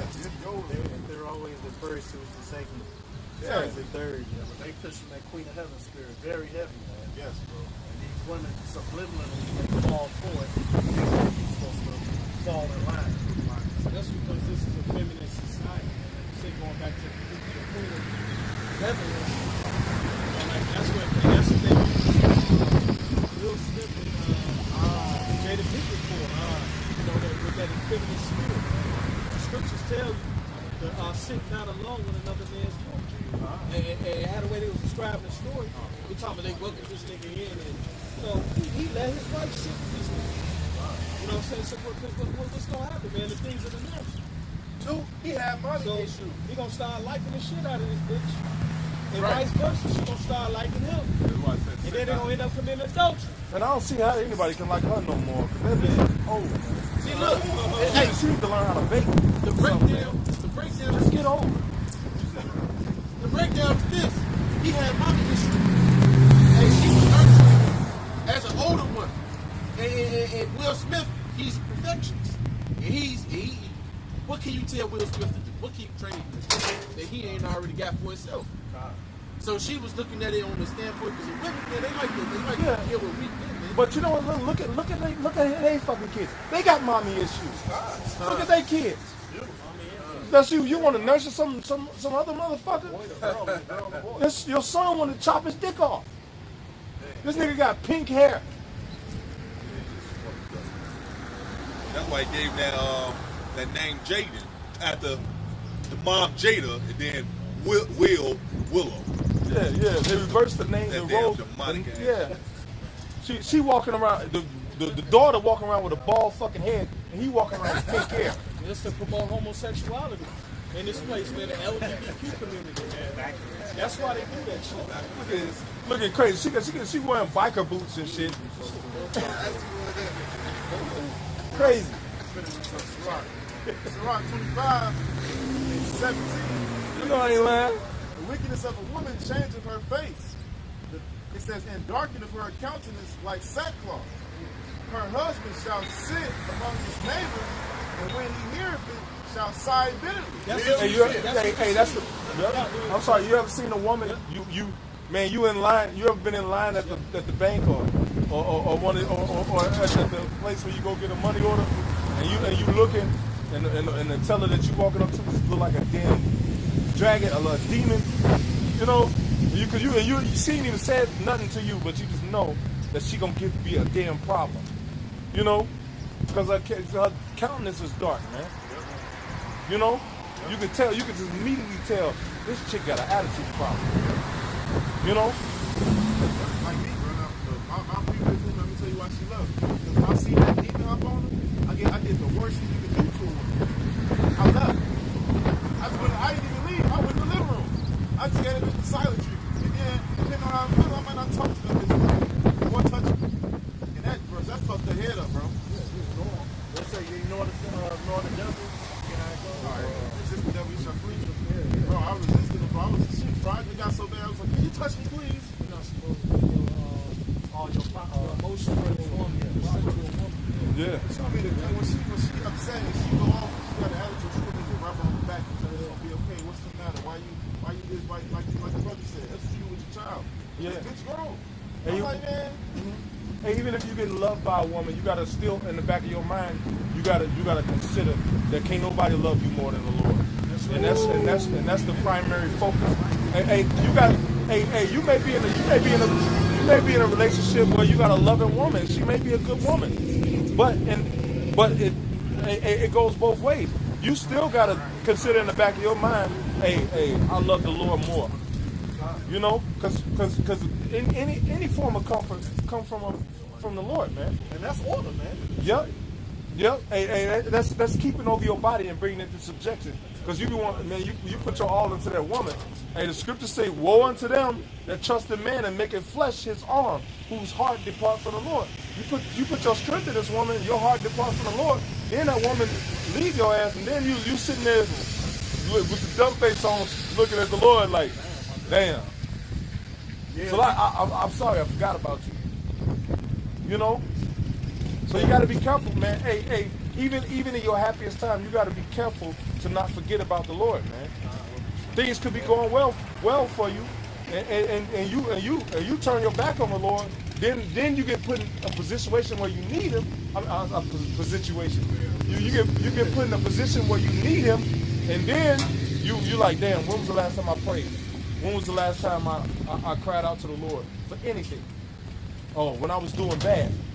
You know, and you don't want, man, and everybody hate the nigga that just come around when you doing good. And, you know, when you doing bad, and when you doing bad, you can't find this nigga. But when you doing good, he just pop up like toast. Some goddamn where this. Hey, how you doing? Hey, that's my nigga. Heard about that money you was making? Another crazy thing too, when you start worshiping a woman. That's why you got the sense of being afraid. Whatever you worship, you're gonna be scared of. You know, so when we worship Yahweh Shem Yahweh, we fear the Lord first. Woman, all right, whatever.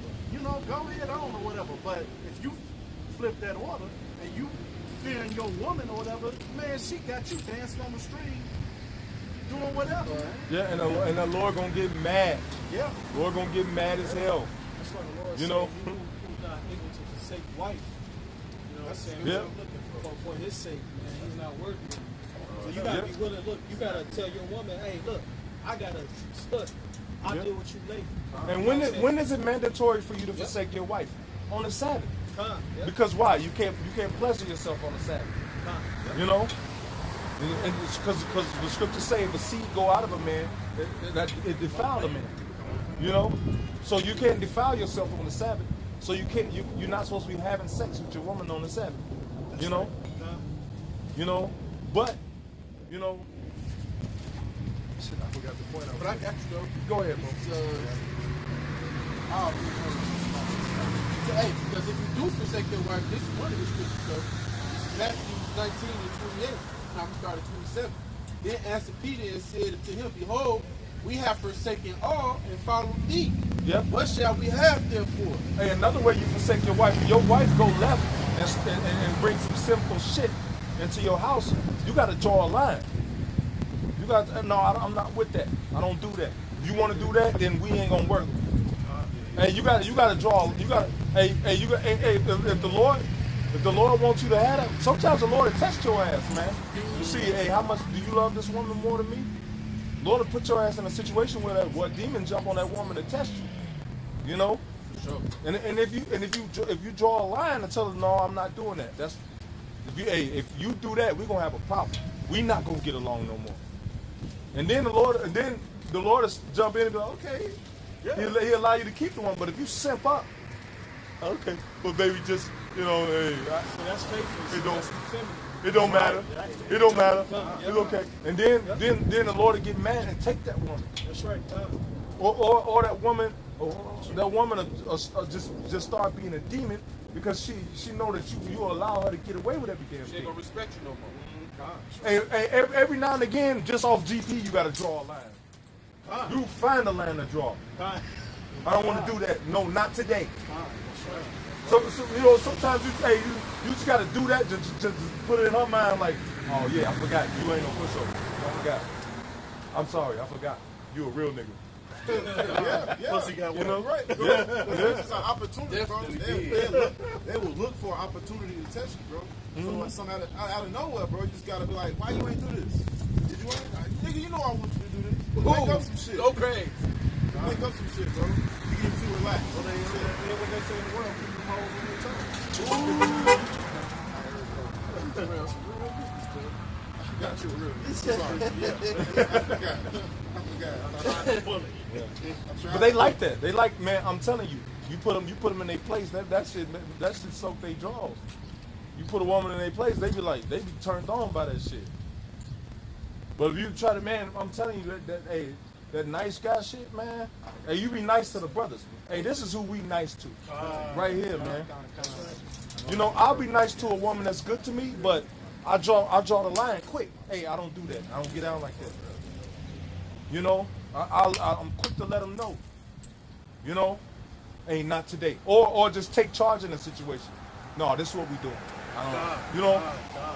You know, cause man, bro. Hey, this is the best written story. Hey, what makes a story good is suspense, or when changes in the story, like little surprises, elements of surprise. Oh shit, you know. The scriptures say that the Lord did not give us the spirit of fear. So basically, you can't be afraid of losing for drawing that line. That's basically having that faith, man. Yeah.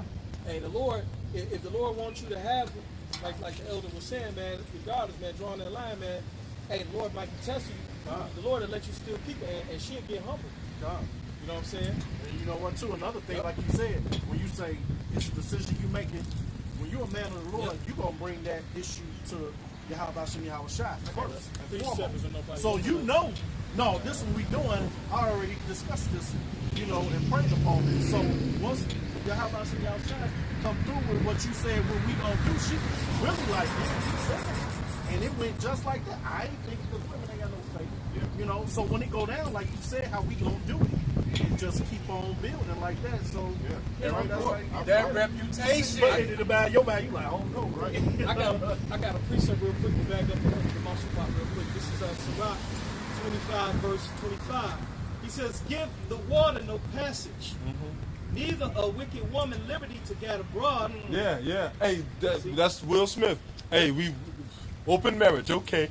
What's the point? What's the point of marriage if it's open? A marriage, you're supposed to come together. That's a union. How's it a fucking union when it's open? She want alimony and she get caught up in the system. You get a job, right? You go to a union. Not everybody can go to that union. Nigga, come over the street. I'll pay you $5 to join your union. Nigga, like, do you work here? Hell no. Are you joining to us? Yeah. And you know what? That's how you know why they took the apocrypha out, because man, Sirach 25 and 26 goes ham on these wicked ass women out here. Yep. If you read this in one of the plantation churches, Sirach 25 and 26, no more tithers for your church, man. They gone, man. That's where the money at, the women. Yep. They ain't coming back. You gonna have no more church, man. That's why they. And Will Smith ain't got no man. He ain't got no fucking. This dude ain't got no fucking self-esteem, man. You know, leave the bitch. You're Will Smith. Leave the bitch. What the fuck? Hey, bro, like, you know, I mean, like, you already stupid as hell for allowing this shit, but if this shit is bothering you, leave that bitch. You know how many bitches fuck you? You know? Hey, he's probably popping a nigga too. You know what that nigga said? That nigga said, he said, I'm gonna get you back for that. That's what the nigga said too. He said, I'm gonna get you back for that. I was like, you know what's pussy you do just based on the fact that you Will Smith? Hey, that Jonah Logan, why you gotta hold us up? Just let her alone. Hey, the scripture says, She just gets come in the door. You can put her away. Like I said, because she allowed another man to come inside her. You ain't got to take her back. I got something after you go. Come on, this is more. He said, this verse 26, he says, if she go not as thou wouldest have her, cut her off from thy flesh. That means don't pop her no more. You know what I'm saying? Don't have sex no more. Just detach yourself from her physically and spiritually, man. Yeah, hey, to know how you treated the Lord, think of your worst relationship and how a bitch treated you. Go ahead, bro. He said, and give her a bill of divorce and let her go. Let her go. Fuck that. Yep. Hey, they got a saying, if you don't stand for something, you'll fall for anything, man. Yeah. The hell is wrong with this dude, man? 6 foot cocky dude. You know, not a bad looking dude. You know, bro, he's famous, rich. Leave that bitch. That's what you gave her liberty to get abroad. You signed the contract for open marriage. You know? And you know, and of course in her dumb mind, well, she gonna die, and he gonna die too. But in her dumb mind, of course, that's every day. That's not what just with when Will Smith signed that, it was just okay movies. If you get a scene where you have to kiss somebody, you know what I'm saying? I won't get mad because you're a movie. You're in a movie. Yeah, that's evil too. Of course, you know. But in the world they do that shit. But this motherfucker said we're gonna. Hey, it's some marriages where women don't kiss men and don't have sexual roles with men because they honor their husband, man. And that's not one of them, man. This dude signed a contract for open marriage, and then now he on the show talking about she cheated on me. No shit. That's crazy, man. Like, man, this whole story is crazy. And the Lord is gonna kill that bitch. And good. Hey, according to the Bible, adultery is a sin unto death, man. That's right. That means, man, that's why I always, I tell them, motherfucker, man, I'm quick to tell them, you know, if you commit adultery in the Bible, the Lord will kill you for that. I'm quick to put that spirit out there, man. Because that's a big reason why a lot of people gonna die. Hey, of course you can come into the truth and be forgiven for that, but sin no more. Hey, don't do those things don't do those things that bring death upon you, man. Adultery is a sin unto death. That means if you knowingly know that you can't do that anymore and you go and do it, the Lord gonna kill you, man. And he don't have to forgive you for that. Yeah, he don't. But in certain cases, certain instances, he will. That's why the scripture say these things are written for our learning. King David committed adultery, you know, and he had a relationship with the Lord. But that was just a representation of the love of the Lord, man, of the mercy of Yahweh Bashem Yahushua. That don't mean go tempt the Lord and commit adultery. You know, because some people will say, hey, King David did it. It's all right. It's not all right, man. You know, and King David lost 3 children behind that, man. Well, one was just a baby, wasn't even named yet. Is the child dead? He knew. He knew immediately, man, when they came out the tent. He said, is the child dead? The child is dead. You know? He still paid some way. He still paid some way. He paid, man.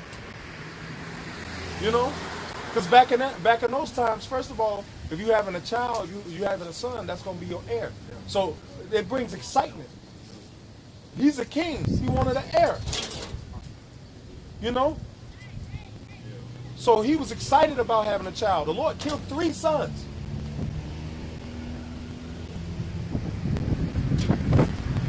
You know? And can you imagine what that did to him? Like, damn, the Lord probably ain't gonna never give me a son. Can you imagine in his mind what he was going through after losing 3 sons back to back? Like, the Lord probably ain't gonna give me an heir. Oh man. And that's why his prayers were so potent. When you read Psalms, when you read the prayers, that's what made his prayers so potent, because he was battling in his mind, man. You know? Go ahead, brother. This is Matthew chapter 10. This is one I wanted pertaining to the sin. Matthew chapter 10, verse 37. And it says, he that loveth father or mother more than me is not worthy of me. And he that loveth son or daughter more than me is not worthy of me. Yep. And he that taketh not his cross and followeth after me is not worthy of me. And you have to be willing in your mind to do away with all of that for the Lord, man. You know? You know, you can't leave the truth because, I gotta go and take care of my parent, my no, you can't do that. You have to find another way to do that. Hey, you know? about your chapter back, man. This is primary. This is primary, man. You know? And Satan will put things in your way to take you away from the truth. That's a trick. That's the biggest trick. One of the biggest tricks of putting away that old man. Satan put things in your life to take you away from the truth. First Corinthians chapter 10, verse 13. There have no temptation taken you, but such as common to men. But Yahweh is faithful, who will not suffer you to be tempted above that ye are able. Yeah, you got temptations that's common to man. Hey, you may forget. Hey, I'm gonna just be honest. Sometimes you may forget it's the Shabbat. Yeah. And do some crazy shit. Look at it. You know, like, look at some bugged out shit. You know, on the internet. Or you may, tell a story about when you was cracking a chick. You know. I wake up, Bobby son. You know, now, in most instances, the Lord will make a way to escape, like the scriptures say. But sometimes, man, you know, I done got dressed, smelling good, and was on my way. And the brother called me and said, Shabbat Shalom. Or I look on a message on my phone, Shabbat Shalom. And I'm like, oh, shit. But you know what? I'm not mad. I'm like, the water Yahweh Bashim Yahushua. Because what's more important to me that I don't go against you. I get some coochie later. You know? You know, but man, bro, I be thankful. I be like, oh, that brother might have saved my life. On your way over there. You know, and you know that's the Lord, man. You know? And when the Spirit protects you like that, you know that's the Lord walking with you. Hey, man, ain't no better sign on earth than knowing the Lord, when the Lord show you he with you, man. There ain't no better feeling on earth. Yeah, most time you might be getting weak. We in this flesh, you might get weak. The brother might call you, keep you going off like, damn, man. And then y'all talk, then that spirit comes, that strength comes back. Yeah. Finish this out. It says, but will with the temptation also make a way to escape that ye may be able to bear it. Yeah, hey, the Lord will make a way to escape those things that's coming to pull you away, man. Hey, the scriptures say, hey, think not the Lord tempted any man, but man is tempted when he's drawn away by his own lust. Right. But even in those instances, the Lord will step in and remove those things, man. Because that's love, man. Hey, the greatest love that the Lord shows us is protecting us from ourselves, man. That's right. The Lord protects us from ourselves, man. You know? Because we know, hey, bro, we know we far from perfect. You know? But the Lord will put a thing out there for you to protect you from yourself. And in cases in the world, people will get mad about it. You know? But now you be like, man, hey, you ponder things. Like, why did this work out?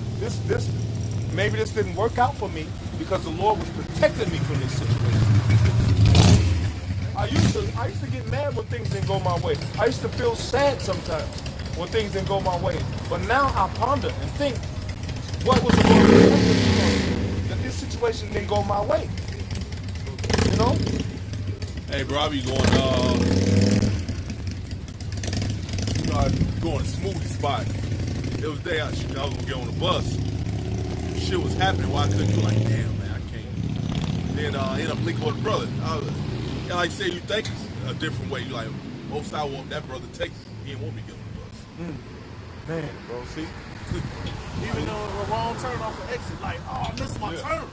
Damn, man, I missed my turn. I'm running late. Somebody probably got shot on the bus that day. It's like a final destination, but the Satan never comes. Hey, on my way here, I was rushing because I was supposed to left.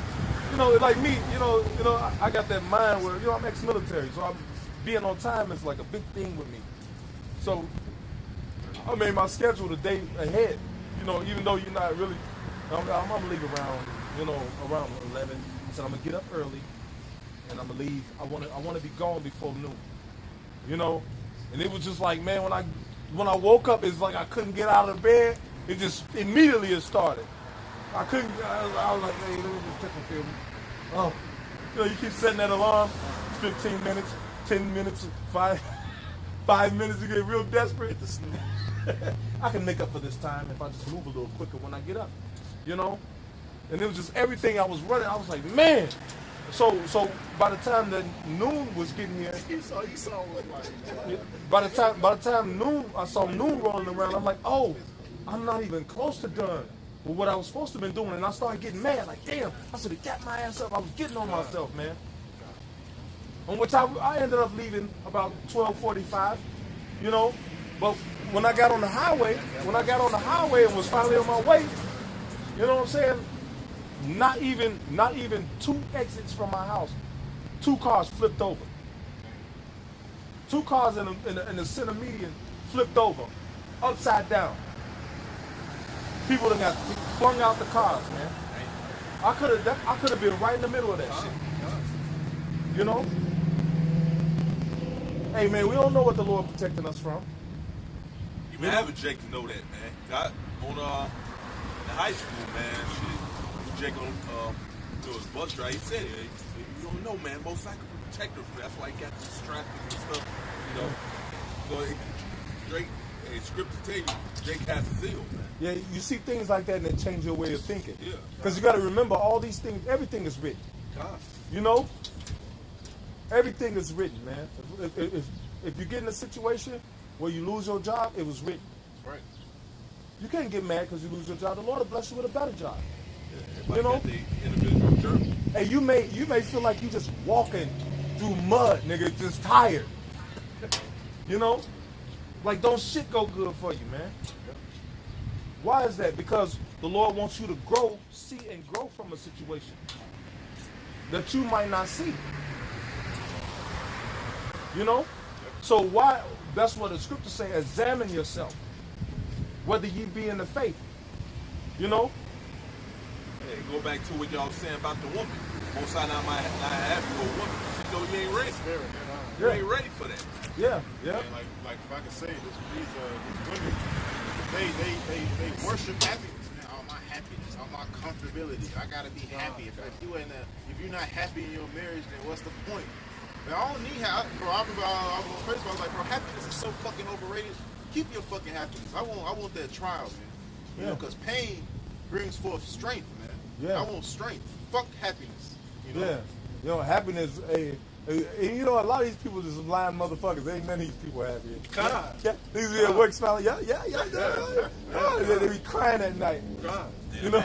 And you know, it's just like Mike Tyson said, man. Yeah. To be a championship fighter, hey, it's repetition. Yeah. And repetition is boring. Man. You know what I mean? So that's why Eve don't like being born, because repetition just to 5 in the morning, 5 for the same thing day after day for years to be that champion, man. Hey, I'm sorry. So it's like, and we trying to rehearse these right to back. Keep on rehearsing over and over.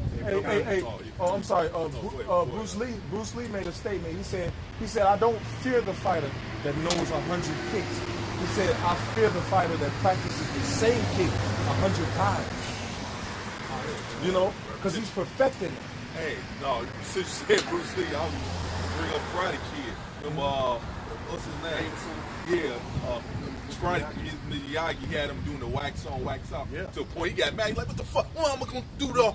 But he didn't realize that was the training. The hell we go through. Even in the new one, he said, take your coat off, hang it up, drop it, pick it up. You know? Yeah. And yeah. Go ahead. No, bring out what you got. This is 2 Timothy 3, verse 12. Yea, and all that will live godly in Hamashiach Yahushai shall suffer persecution. But evil men and seducers shall wax worse and worse, deceiving and being deceived. Yep. Why? Because they're giving over to their own ruin. Why? Because the Spirit cannot dwell with them because they don't fucking listen. Go ahead. But continue thou in the things which thou hast learned and hast been assured of. In order to be learned, you have to be taught. In order to be taught, you have to listen. Go ahead. Knowing of whom thou hast learned them. Hey, at the end of the day, we out here teaching, but you ain't learning from us. Okay? Hey, it's not, like the scripture is not I, but the Spirit that dwelleth in me. You know? Hey, the Lord can use any man to teach. That's why humility pays off in the end. Go ahead. And that from a child thou hast known the holy scriptures, which are able to make thee wise unto salvation through faith, which is in Hamashiach Yahushai. All scripture is given by the inspiration of the Most High and is profitable for doctrine. You got to beware of people that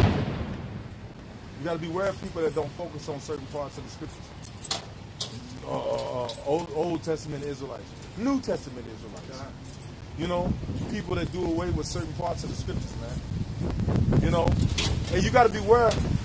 Man, this is what got me. I was in church for 25 years and didn't know half the scriptures. I knew half the scriptures. I didn't know a quarter of the scriptures I know right now. 25 years versus what? 14 years.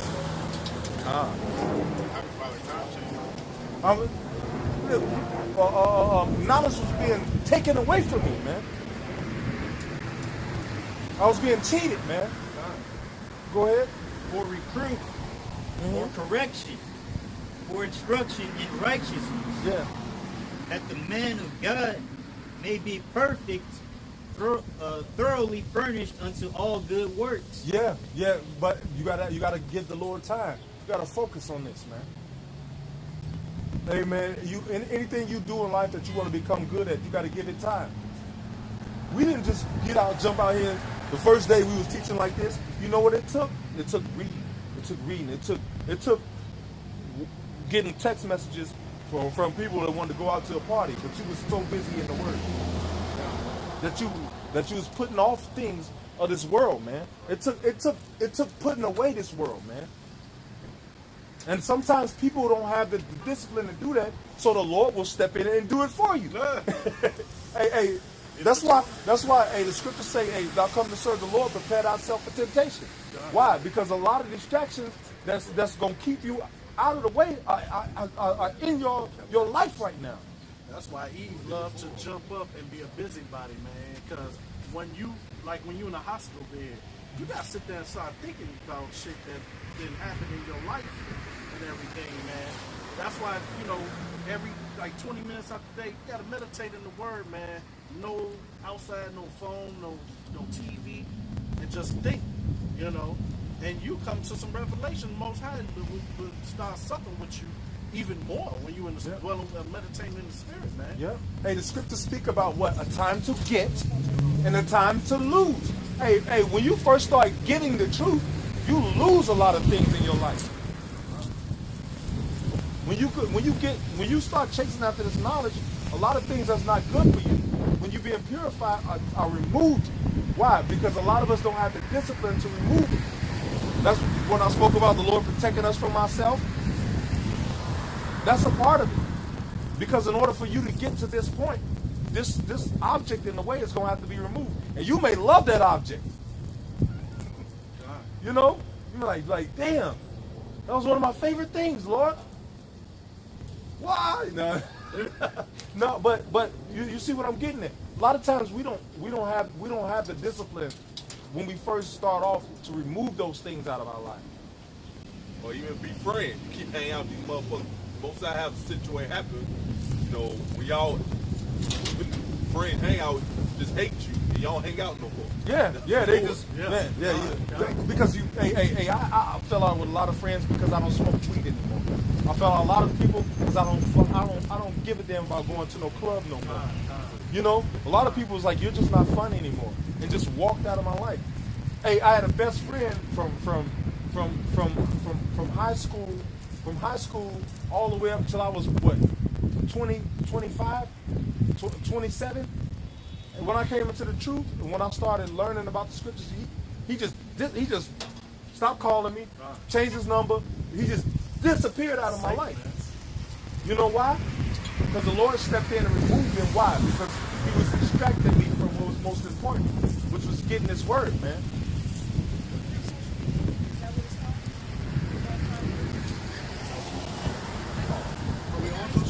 Yeah, we on YouTube. Yes, ma'am. And that's what it's called? No, just look up GMS. GMS and just put any state. Yes. Yes, sir. Great millstone. Hey, Great millstone. yeah, GMS. All right, sister. You know, so go ahead, bro. Ecclesiastes. Was you still reading? You got more, bro?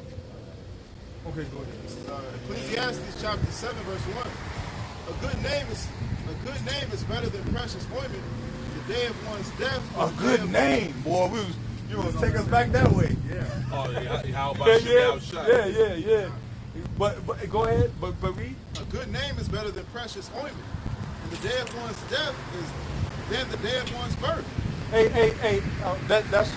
That's talking about actual death, but it's not just talking about that. When you come into the truth, this man dies, man. The old you dies. You know, the old flesh it falls away, it dies, man, and you become reborn, man. You know, that's why. Who is that?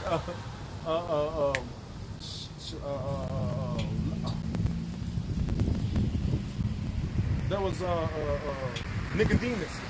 You know, the Lord said you have to be born again. You know, well, I got to go back into my mother's womb again. What are you talking about? Born again? No, he's talking about that you that's you now dies. You become like a newborn baby again. You know? Yeah, you have to be retaught. Because a kid is very impressive too, man. Because I remember, just coming, you just every beck and word of the apostles and elders, you're like, man, okay. Now, you can ask me questions, you dealing, man. Spirit dealing with you and everything, man. You know. You get some more of that? Yeah, I do. I'm saying it's not impressive, man. When you're in the truth, man, you go through the parent stage, because children don't do what they're told, man. They do what they see. They do what they see. So we see what the apostles do and say. So we go out there and do what the apostles do and say. We don't have the full understanding. But we entered into their level, so we don't understand the things that they went through to obtain what they have. We just see they got it and we want to mimic it. That's the first step of a child. That they say that monkey and parrot stage. Yeah. Hey, a baby is stripped of all things. Bro, a baby can't do shit for itself. You know what I'm saying? When you think about becoming a new creature, being reborn, you know what I'm saying? Being born again, a baby can't do shit for itself, man. And what is that child's first job? It's to learn everything. Your first job when you get in the truth is to learn this word, man. And then through learning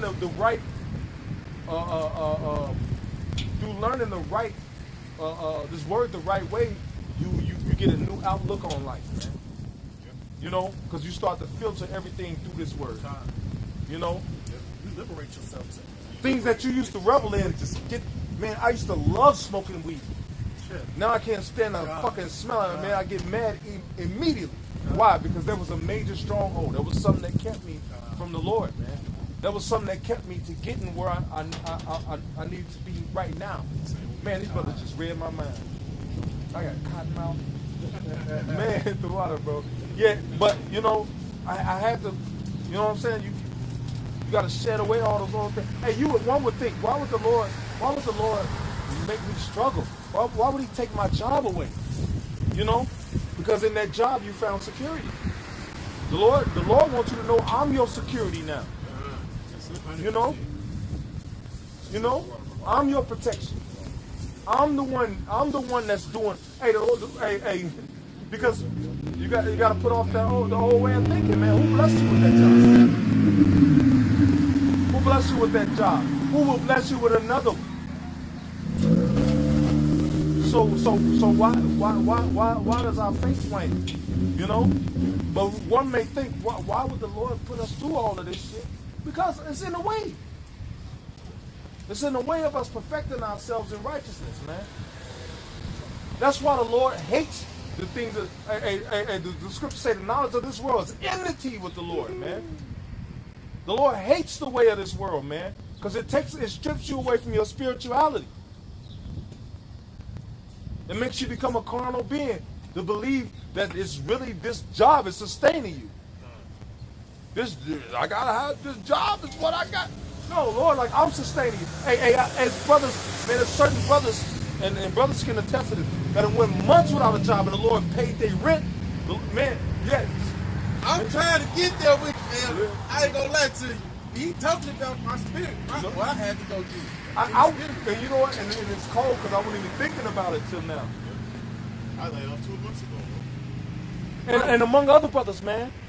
There's other brothers, man. Hey, one time I lived a whole year off suing people. Every other month I was suing people. That's when I was in the world. But the Lord was sustaining me, man. I would take this. Hey, I have prepaid legal. I was suing everybody. Anything that I knew was against the law. But to live that kind of life, you got to kind of like study the law. Yeah. You know. You see how both I sides. can sue for this. This is false advertising. So the nigga for false advertising. Go ahead. That was beautiful too because it was the law, but it was on the left hand side, but Yep. it still was the law. Yep. Yep. And it's funny too how the 2/3 got to die and be what? Born again into the kingdom with the laws and their inward parts, man. So it's all about being born again. You go through this. Verse 2, back to Sirach's. Sirach 7:2. You gotta go through the hill, exactly. You gotta go down. It says, it is better to go into the house of mourning than to go into the house of feasting. It says, for that is the end of all men, and the living will lay it to his heart. You go into the house of feasting, man, everything good and merry all the time. You know, but when you go to the house of mourning, you learn more things that you can express. Yeah, it's hard for you to focus on something that's gonna make you grow when you're happy already. Yep. You don't feel the need to do it. You don't feel exactly. You don't feel growing. Growing. You know what I'm saying? It hurts, man. It hurts. You know what I'm saying? I'm talking about mental growth. Yeah. It hurts. It's the things that hurt you. You learn your biggest lessons. You don't learn your biggest lesson from shit that made you happy.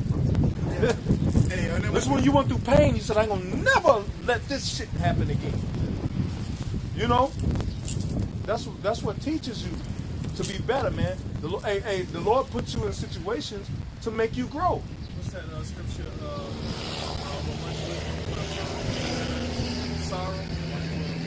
What's that? Is that what you just read? No, I'm in 71. I had a piece up real quick. This is Proverbs 30:8. Remove far from me vanity and lies. Give me neither poverty nor riches. Feed me with food convenient for me. Least I be full. That's the house of the house of Man, that's feasting. the perfect scripture. It said, least I be full and deny thee. And Stop say, being full and deny me. Go ahead. and say, who is the Lord? Man, say who is the Lord? Hey, a nigga with a Benz, I don't even attempt to tell him the truth. He got a nice car because I know that nigga don't want to hear like that. Like this dude in this red and white Charger right here. I wouldn't attempt to tell him shit. You know why? Because he not hurting. Hey, the Lord said I come not to save those that are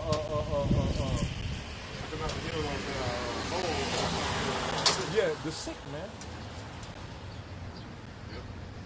Hey, the scriptures say he that is whole needed not a physician. Hey, this man, to him, he's whole. So to him, he don't need the Lord. But it's somebody that's going through, man. Somebody that's struggling from day to day. You know, somebody that's scratching and surviving. Hey, the name of that song was called Good Times, but none of this shit they was naming was Good Times. Yeah. Standing in the child line. Yeah, Good time. yeah, kind of. Go ahead. It says, or at least I be poor and steal and take the name of my God in vain. Wait, read up a little bit. It says, least I be full. No, read up a little bit. It says, give me neither poverty nor riches. Feed me with food convenient for me. It says, least I be full, the house of feasting. It says, and deny thee. As soon as you said a nice car, look. Yeah, As soon as you said a nice car. It says, least I be full, which is he's an example of that and deny thee. Say, who is the Lord? Or at least I be poor and steal and take the name of the Lord in vain. Yeah. Hey, that's a perfect prayer. You know, you get scared, man. Like when you in the truth, you get a certain amount of money. You know what I'm saying? You sometimes you be like, and Lord, is this a test? You gotta like step back and say, I gotta look at this situation the right way, because you know anything can be a temptation. Yeah. You know. That Apostle always wants that as far as when things just going too good for a long time. He's like, yeah, you be I looking need that little edge, man. You know. Yeah. Because you don't be getting set up for. Yeah. It's the saying, calm before the storm. I got to put some help in that. I got one. Ecclesiastes 7 and 7. Surely oppression make a wise man mad, and a gift destroy the heart. Yep. So just like that brother that just rolled by in that Charger, beautiful car and that thing, he looking at us like they some stupid. It's a sunny day. I'm about to get out here and ride down on these fucking roads. They stupid as hell for standing right there with Bibles in their hand and all that. He looked at us as we right. But we are fools for Hamashiach, man. Yeah. You know, he looked at us as if the look on that nigga face was proud, man. Yes. You know, so. You beat that. I didn't even see him until he got right there. And I said, "That's exactly why." When I seen him, where he like, looked over his shoulder and turned his head that way. Yeah. You know, the nigga, you can't tell. He can't tell. That's why I say the foolishness of religion, bro. We should not have to tell people to fear the Lord. That's just foolish. They foolish as hell for just looking at us like that. It's like, oh man, did you remember the briefs today?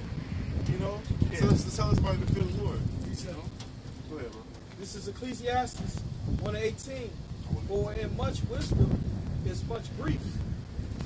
And he that increaseth knowledge increaseth sorrow. Man, he that increaseth knowledge increases sorrow, man. Man, that's a beautiful scripture, man. You know, compared to the topic, that's, man, bro, that right there explains it all, man. And much wisdom is much grief. Why? First of all, when you gain wisdom, you find out that wisdom is not appreciated. You know? Hey, you got knowledge of herbs, and people think you're a fucking weirdo. You say, hey, this herb, this is like this and that. People be looking at you like, you know, this dude fucking ain't got no, this dude ain't got no, he don't have no fun. This nigga just a hermit. Nigga, you read? What the fuck wrong with you? You know? They think, the dude that's a nerd in school is considered a weirdo. You know? Preset. Go ahead. Was there any more to that? No, that's it, brother. But he that increases knowledge increases sorrow. Why? Because the knowledge of the scriptures open your eyes up to the evil of this world. And the more and more you become open, your eyes become open, the more this place vexes you. That's why I you know? said the brother just read that friendship maketh the wise man. First of all, you be mad at your own sins. Like I used to do that wicked ass shit. That's why I said earlier. I used to love smoking weed in the world, but now I hate that shit.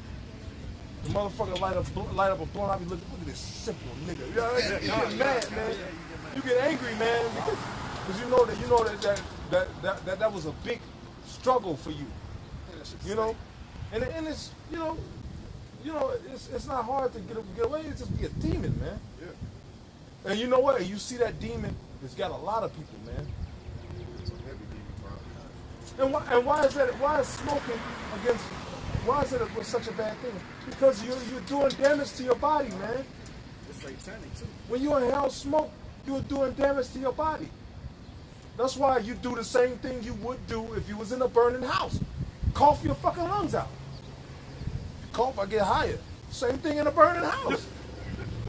Until you pass out, yeah. All right, until you pass out. Niggas actually brag about that, so I get high until I pass out. Like, that's not Hey, people that's about to die from smoke inhalation, a lot of them die because they get disoriented. And they can't, you know, and they fall dead on the steps. it was a house where people had smoke inhalation. They went to run down the steps and they all died on the steps. That shit made them. It made them fall asleep and die, man. We had the same reaction though.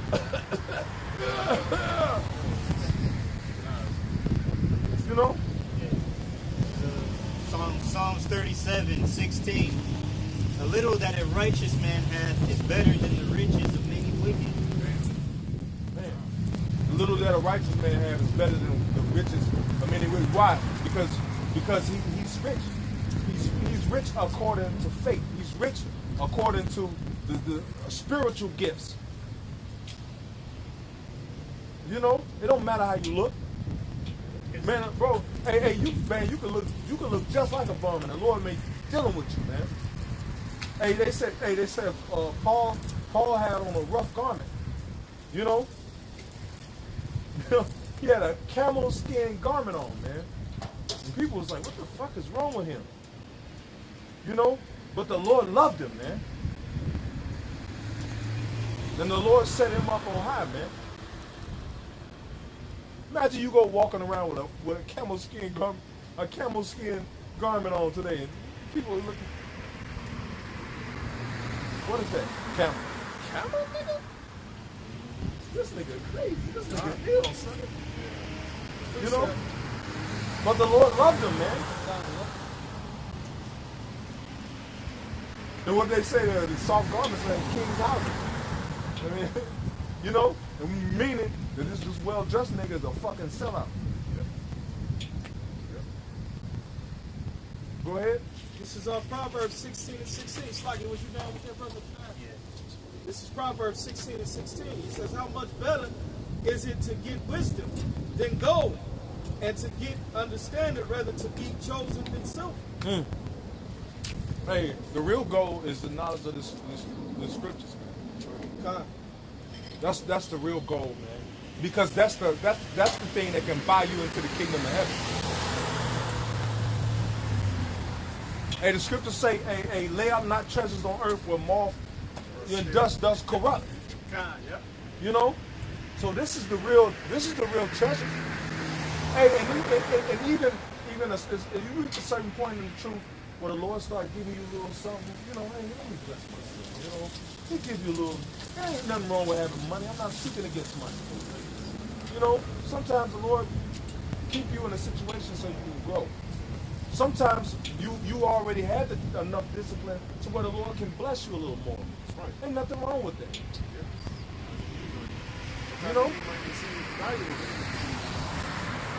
Before you like $10,000, you might be, because you never had it before, $2,000 pay a lot of money. And you get it like, damn, that was a lot of money at all. You know what I'm saying? That shit be gone in 3 weeks. You be looking at your bank account like $700.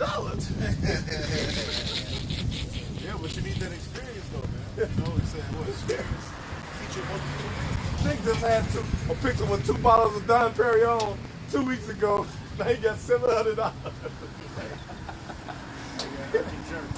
Yeah. Bro, oh, I can't drink that shit. Man, that's some rock gut liquor, man. That was. Do you know that? That was the first thing I ever drunk. The first liquor I ever drunk, bro. And that shit messed me up. I was in school. We went. I had a friend that looked older. We went cop some liquor, some damn E&J, man. We went and cop that shit in school. I was so damn drunk. I was laying on the gym floor with my feet against the wall. I thought I was standing up. I was like, why can't you walk? What the fuck? This shit make you just lay there? I mean, this shit make you just stand there? I thought I was standing up until I looked up and seen people running. I can't walk. I'm like, how the fuck did I get down here? I was that fucking drunk, bro. I was trying to get up. I'm doing this shit. I'm laying against with my feet against the wall. I'm doing this shit trying to go forward. Like, go ahead, bro. Crazy ass times. This is Matthew 16 and 9. Matthew 6 and 19. It says, lay not up for yourself treasures upon earth. Yep. Where moth and dust, where moth and rust do corrupt, and with these break through and still. Hey, these things are gonna pass away, man. Huh. Hey, these things, everything you see, the scriptures say that shall not be one stone upon another that shall not be cast down, man. All of this shit is gonna be done away with, man. Including them charges. Hey, a lot of people soon about to be eating them damn Jordans. They're gonna have Mick Jordan sandwiches. Because it's a lack of bread. Yep. You know? People gonna be, oh well, it is real high. They make some Jordan chips, deep fried Jordan chips. Go ahead, bro. So hey, that don't matter. This shit don't matter, man. Hey, the Lord's gonna bring everything low real soon, man. And those that only regarded riches are gonna be they're gonna be messed up, man. Gonna be through, man. Go ahead. He says, but lay up for yourselves treasure in heaven, Yeah, where those. neither Yep. Go ahead. moth nor rust doeth corrupt, Uh-huh. and where thieves do not break through nor steal. Hey, yeah, man. You a hacker can get in your bank account and take all your fucking money. You know. Hey, somebody an old loan that you owe or old bill that you owe, they can garnish your shit. You know. But this knowledge, no man can take from you, unless the Lord give it. You know. Hey, the world did tell you that in the world, man. They can lock you up, but they can't take away what's in your mind. Yep. Hey, that was in Shawshank Redemption, man. When you was listening to the women, the Italian women singing, he told the other inmate, he said, I'm still listening to you. He said, how was you doing that? They took all the equipment. He said, I had it in him and in him. He was singing that. Now we singing that song. The same song in our hearts. This one more verse. He says, this is Matthew 6:21. He says, for where your treasure is, there will your heart be also. Yeah. God. God. This is verse 22. He said, the light of the body is the eye. The knowledge of the body is the eye. What you look, what's your vision towards? What do you envision? Scriptures say scriptures say What you focused on. it says what? There's a lack of vision, the people perish. God. Mm-hmm.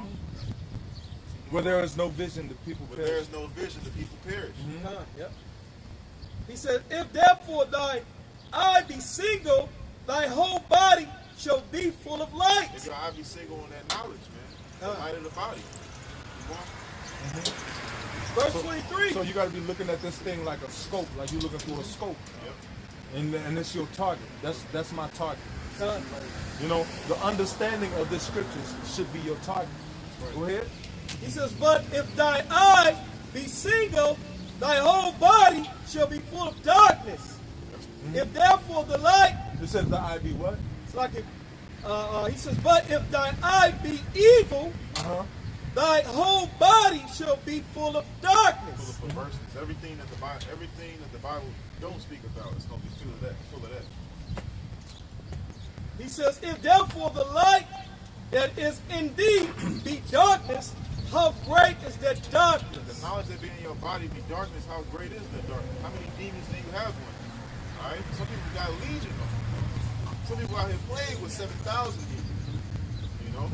So I got this to say, what is that treasure? This is, of course, the scriptures, but the reward from having our treasure stored in heaven. This is Revelations 3:10. Because thou hast kept the word of my patience. You know, to keep the word is to protect, to keep it, to safeguard in your heart. All right, to keep it in your mind and in your heart. We're ready to Revelation like that. 3:10. Oh yeah, go right into it.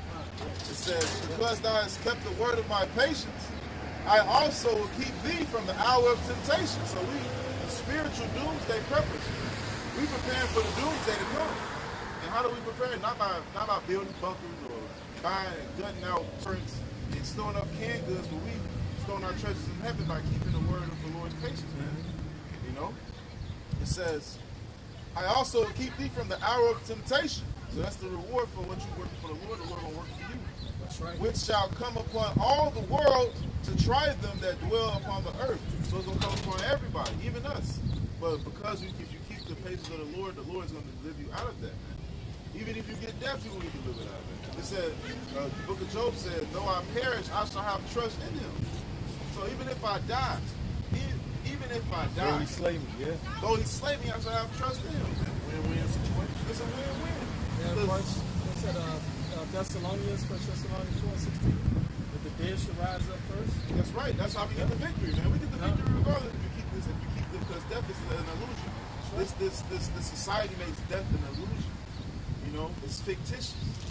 Death is only temporary. You come back. You know. A lot of people, a lot of men of the Lord, some men of the Lord are gonna die and they're gonna be raised back up. They show you that all through the scriptures. You know, mainly with Lazarus. You know, he was risen back up. Yahweh Shai died, was risen back up. A lot of men gonna die, and the Lord gonna quicken them, man. Right. You know, And a lot of men never gonna taste death. and you may come back in your spiritual form and leave that old body on the ground, man. You know. Taking of a nap.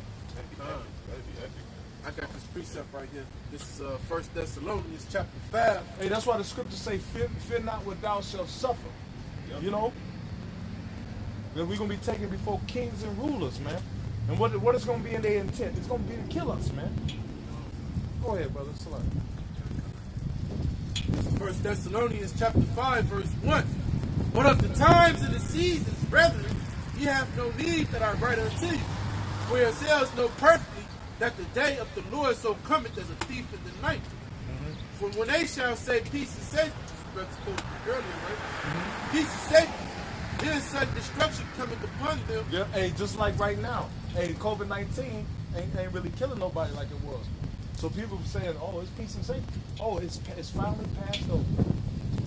We ain't got to wear no mask no more.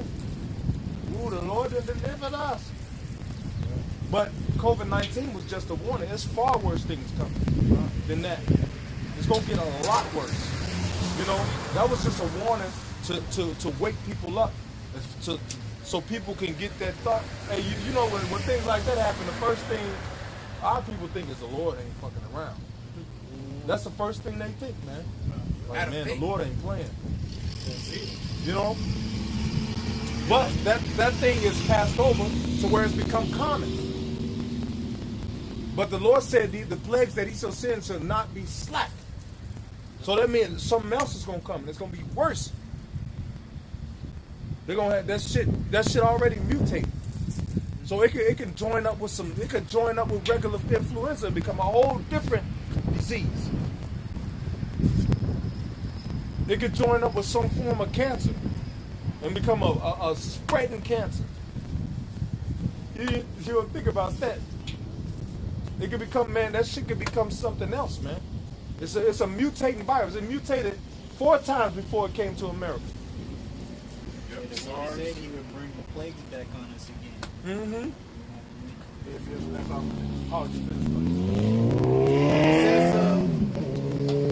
says, upon them as travailed upon a woman with a child, they shall not escape. It says, but ye brethren are not in darkness, that day shall overtake you as in peace. Yeah, we're not in darkness because we understand that these things are coming. Go ahead. If I may explain, this is what it means to be being single in that eye towards the light, man. Because that light is that exit from this bullshit that we in, man. That light is the escape of the destruction of Yahweh Shemyahushua bringing hell on this place, man. Striving for what? Salvation, man. Hey, I had a dream. I had a dream that I was with all the brothers. It was in Jacob's trouble, and we was in the woods. It was daytime, and we was out in the woods, and it was some people, a bunch of people following us, and we was all huddled together talking. You know what I'm saying? And we had like backpacks. We had a bunch of stuff with us, and it was like, why ain't y'all scared? Why ain't y'all afraid? How y'all got all this? Know to have all this stuff? And we told them we've been waiting for this to happen for years. You know? And then I woke up.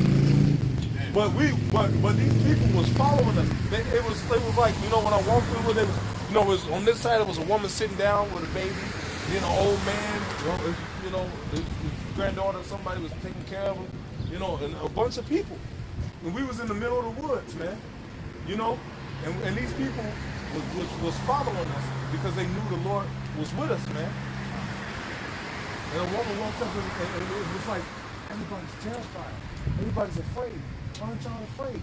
How did y'all know to be ready? It's like we've been waiting on this to happen for years. And that's how it's gonna be, man. That's how it's gonna be. When the time of Jacob's trouble comes, it's not gonna really affect us. Cause why? Cause we know the scripture said it was coming. We know that we knew that these things was coming. It's the people that wasn't paying attention, paying no mind, that's gonna get caught off guard, man. The elect, they not gonna get caught off guard, man. Why? Because you're waiting on this. Here is the patience and the faith of the saints, man. Go ahead. It says, verse 4, 1 Thessalonians 5:4. But ye brethren are not in darkness, that that day shall overtake you as a thief. Right? You're not in the fucking world with your head up your ass. You know what I'm saying? Not aware of what's happening. That's what Loving everything but God. That's what the world is. They got their head up their ass. Yeah. You do got Israelite men that know this word, man, but at the same time, they not really preparing. Mm-hmm. It Hey, says, nigga read a whole gang literature book and go to the hood and it's the same gang he in and shoot his ass. But he won't apply his mind to these scriptures. That just show you how messed up we are. Go ahead, as a nation. Go ahead. It says verse 6. It says, it's like verse 5. Ye are all the children of light and the children of day. We are not of the night nor of darkness. Therefore let us not sleep as do others, but let us watch and be sober. Mm-hmm. For they that sleep in the night, and they that be drunken are drunken in the night. We not sleep as others. We know. We knew that Esau was gonna start killing our people. That these police was going, that these deaths was gonna be on the rise, man. We knew that the Lord was gonna send a disease through here. We've been saying that for years. What's the name too? Salakia, if I may, real quick. These children are getting killed now. Yeah. That's Ezekiel 9 and 4, I believe, coming into play right now. Whether Esau doing it or if Jake doing it. But the end, that's right. The bottom line is the Lord doing it. Yep. Because you ask the person who killed. Now I asked the guy. He was all upset about George Floyd, and I said, who killed him? The Lord, or did those cops kill him, or did the Lord kill him?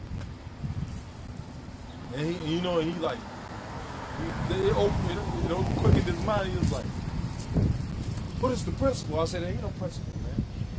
It's just time for people to wake the hell up. That's right, Con. Go ahead.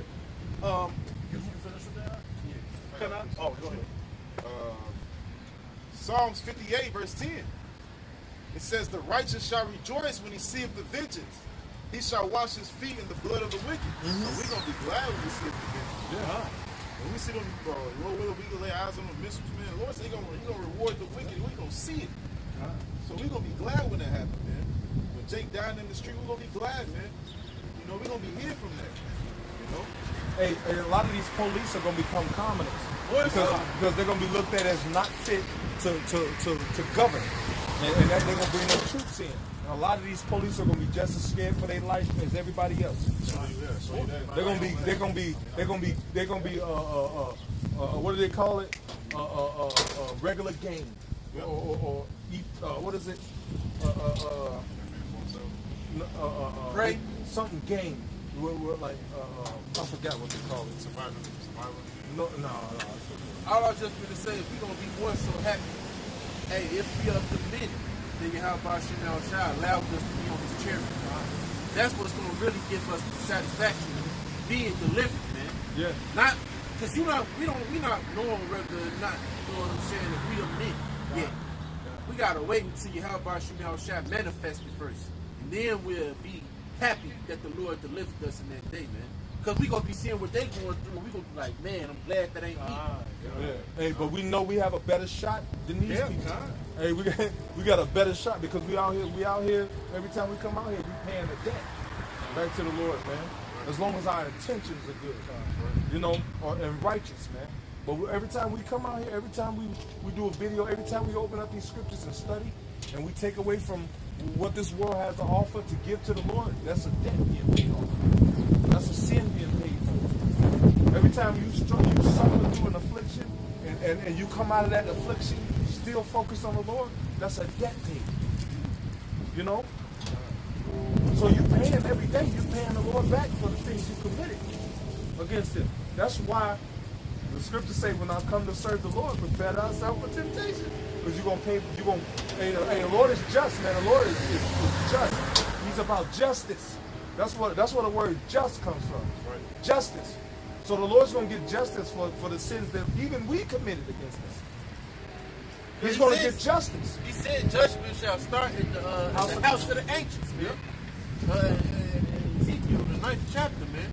Because who's the ancient, man? The men that got this knowledge, man. Yep. They the ones, hey, he's going to start, he's going to start with the men that knew better, man. Yep. Hey, the scriptures say, if judgment begin at us, how much more the wicked, man? Right. You know? I mean, where did the sinner appear? Yeah, where did the sinner? You know? So judgment gonna begin at the house of God, man. At the saints. The saints are gonna be a lot of people that's in the truth that's just looking at this as this is cute. This is the new thing to do. You know, that whack, man. Oh, man, it grow that what is it? Fad mentality. This is the new fad. That fad mentality. This is the new thing that's going on. Now we Israelites.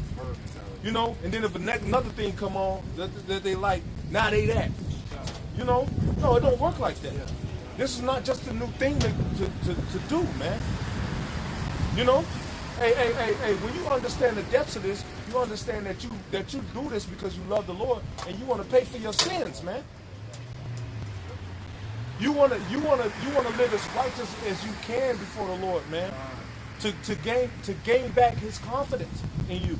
Hey, if a bitch play on you, man, and you find out about it, you may not forgive her, but if you do, you will never feel the same.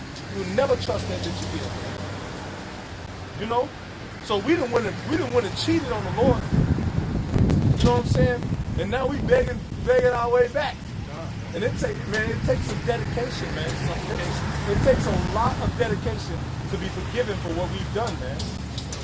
You know? That's why we being tried. Exactly, man. Prepare ourselves for temptation. You know? Because why? You working, you crawling, working your struggling, please, begging every day. Shame face. Yeah, you keeping yourself, you keeping yourself away from the things that would make the Lord think that you gonna turn on him, man. Because man, we really did a number. You know what I'm saying? That was us. You know, we did a number. So in order to get back into the Lord's good graces, it takes consistency, man. It takes you putting in the work to get back. You know, bitch, come back. Yeah, I'm sorry. Give you a bullshit apology. You get the fuck out of my face, man. You know? It's all right, man. It's okay, man. They just demons doing that to vex us. You know, but you know, if you imagine that you put yourself in the Lord's shoes, and you imagine that somebody that you really love, that you love, man, cheated on you and hurt you, man. You know, it's gonna take a whole fucking lot, bitch. Yeah. You know what I'm saying? I'm telling you, man. If I take you back, bitch, you better damn near, like you better be damn near, like I'm telling you, you grovel in the dirt. You better damn near come with some amazing shit, like. Man, like, I better be thinking shit when you know what you're supposed to do.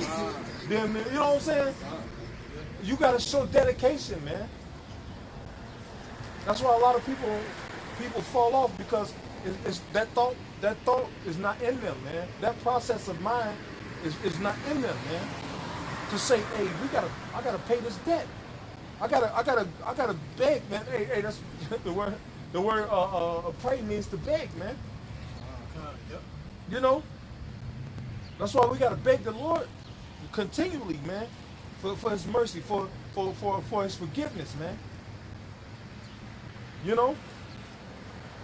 Because that's how we did, man. You know. Hey, I'm just gonna be honest with you, man. If I loved a woman and she cheated on me, I'm not taking her back. I'm telling you. The Lord will really have to put it in my mind to do it. You know? But the Lord said you played the harlot with many lovers. With many gods, man. You know, we left the one true God and was like, nigga, I'm a Buddhist now. Wu-Tang. No. You know? The gods that are no gods, man.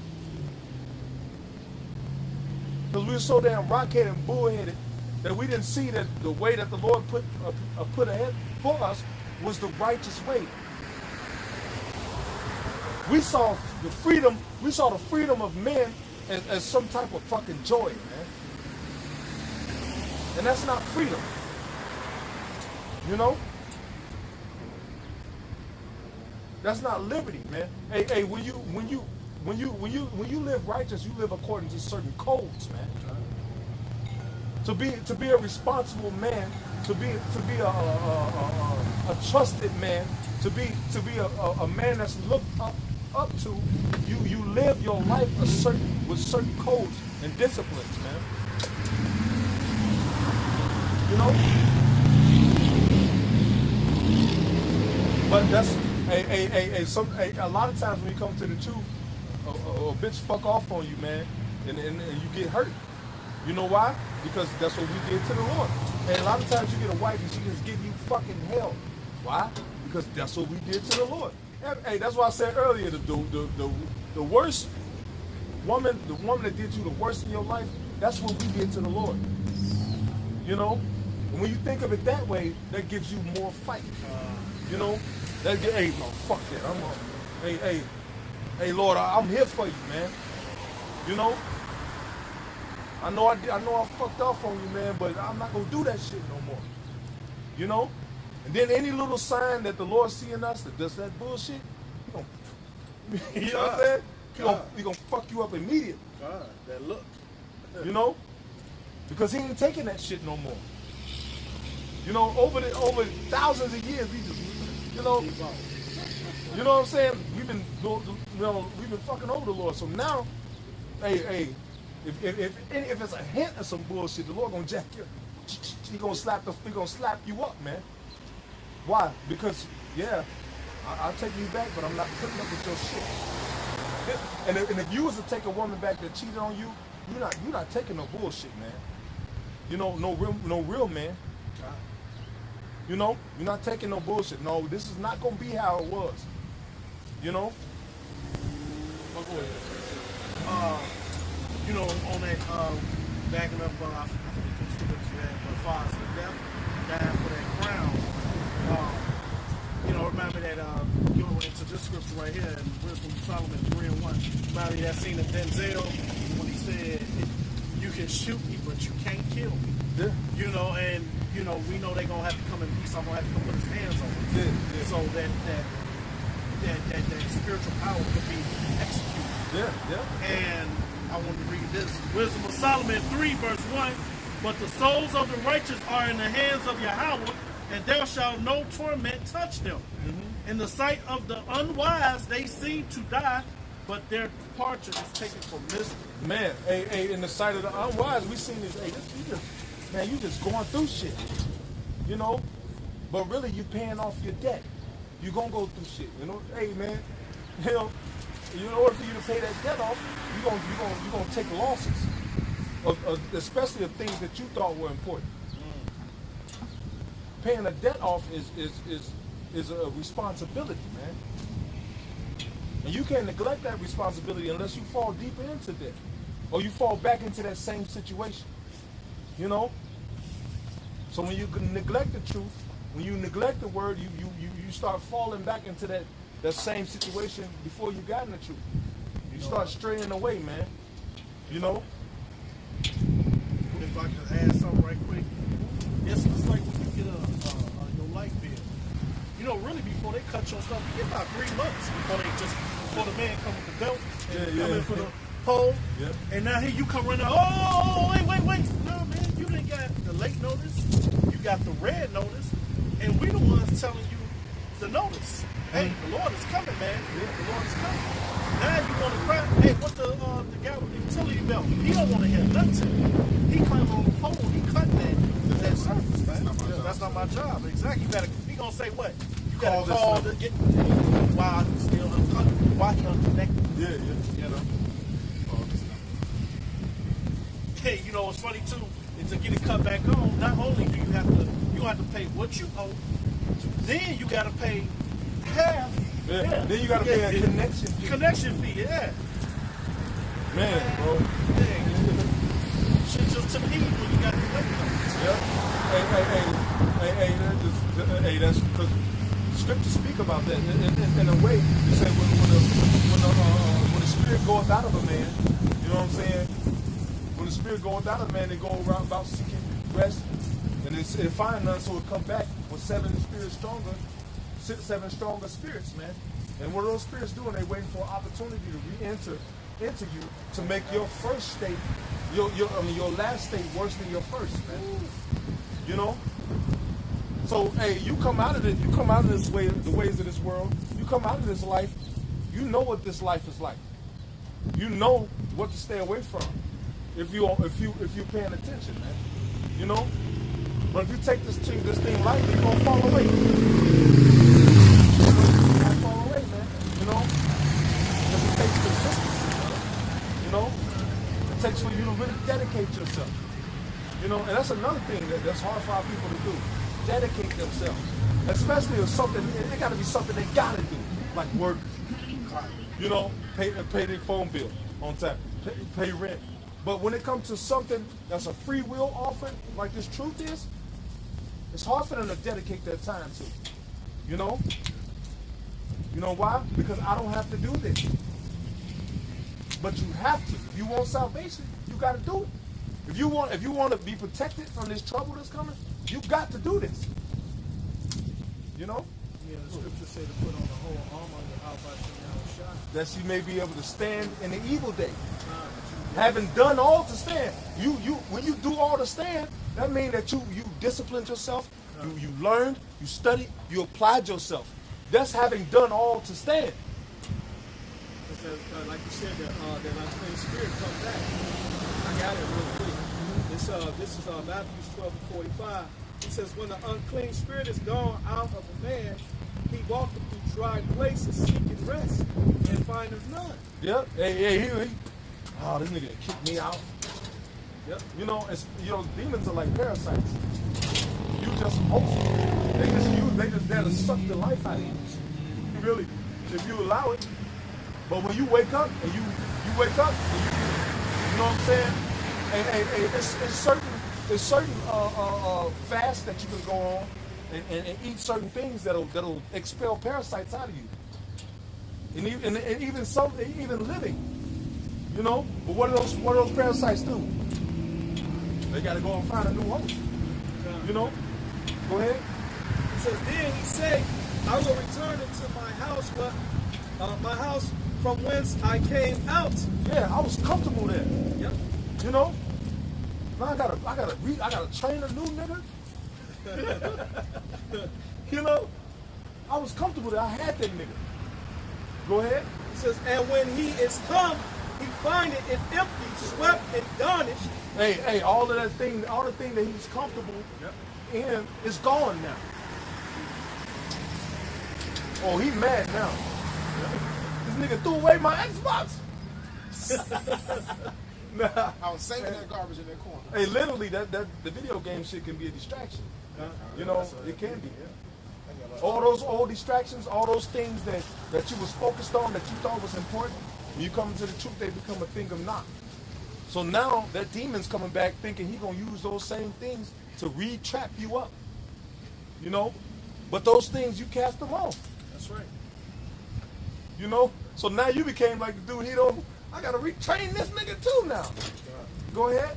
God, he said, then go up he and take it with him 7 other spirits more wicked than himself. Yeah, why? Because he had you to a point where you were so damn destroyed.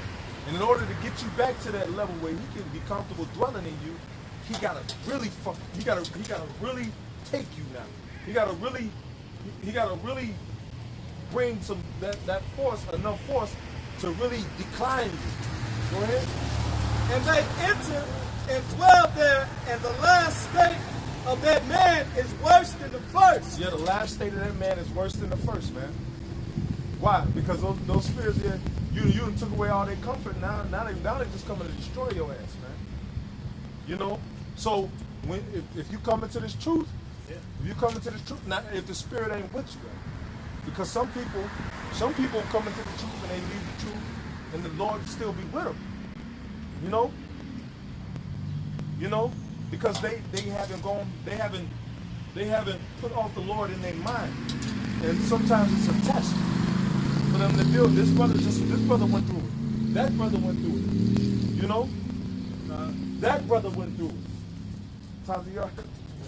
Maybe he was teaching across the street, but hey, I went through it. You know, I did it to myself. I had a weed smoking demon. I kicked myself out the truth. I said, I can't be out here telling people they're going to die for smoking weed and go light a blunt. What's wrong with me? You know? And I told the brother, I said, I just can't do it. I got to pray this shit off. I got to get this off. You know? This one, this priest up here, I know it's for Esau, but Jake too, because they like their father. And a lot of people come out of the truth and don't even deal with the truth in the beginning because of this scripture right here. Psalms 49:11. Their inward thought is that their house shall continue forever, and their dwelling places to all generations. That's that darkness that the scripture is talking about. They so engulfed in the world, they don't see anything other than the world. That's just they don't understand that this is not our rest. So they in gross darkness. Yeah, they become hopeless. Right, and that's a bad place to be. To be hopeless, to not trust in the Lord, that's the worst place you can ever be. Broken people, and they taking because you're gonna do nothing but destroy yourself even further. You saying they what? Taking the Lord's grace for granted. Yeah. You know, for their inward parts. You know what I'm saying? They think that they got time to make it right with the Lord. The scriptures tell you, man, the Heavenly Father, you know, He's the author of life and death, man. He can kill you today. You know what I'm saying? And we know not day to day. And you know what? It's funny that's the word I was about to get into.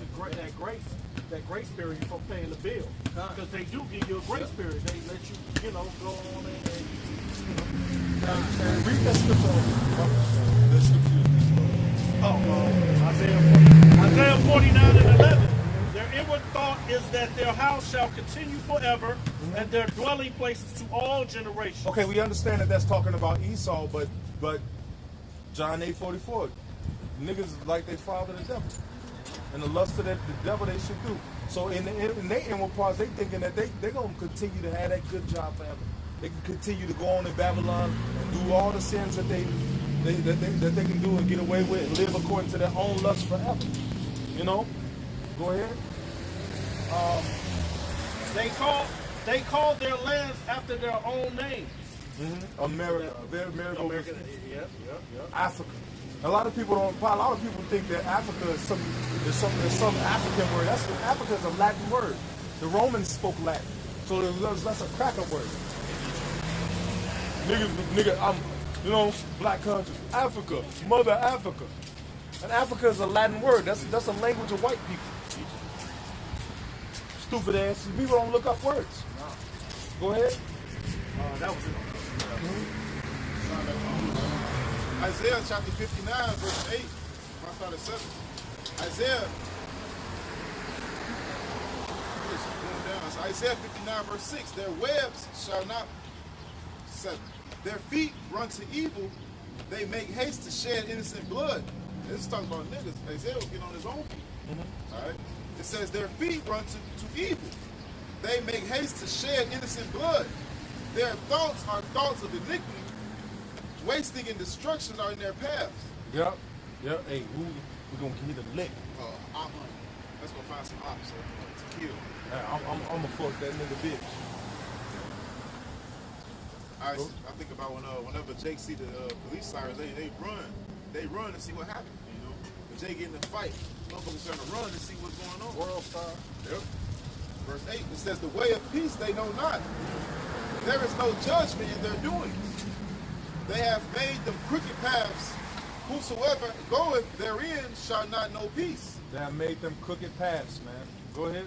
Therefore is judgment far from us. What are those crooked paths? The indoctrination of Esau. Those are crooked paths. Yep.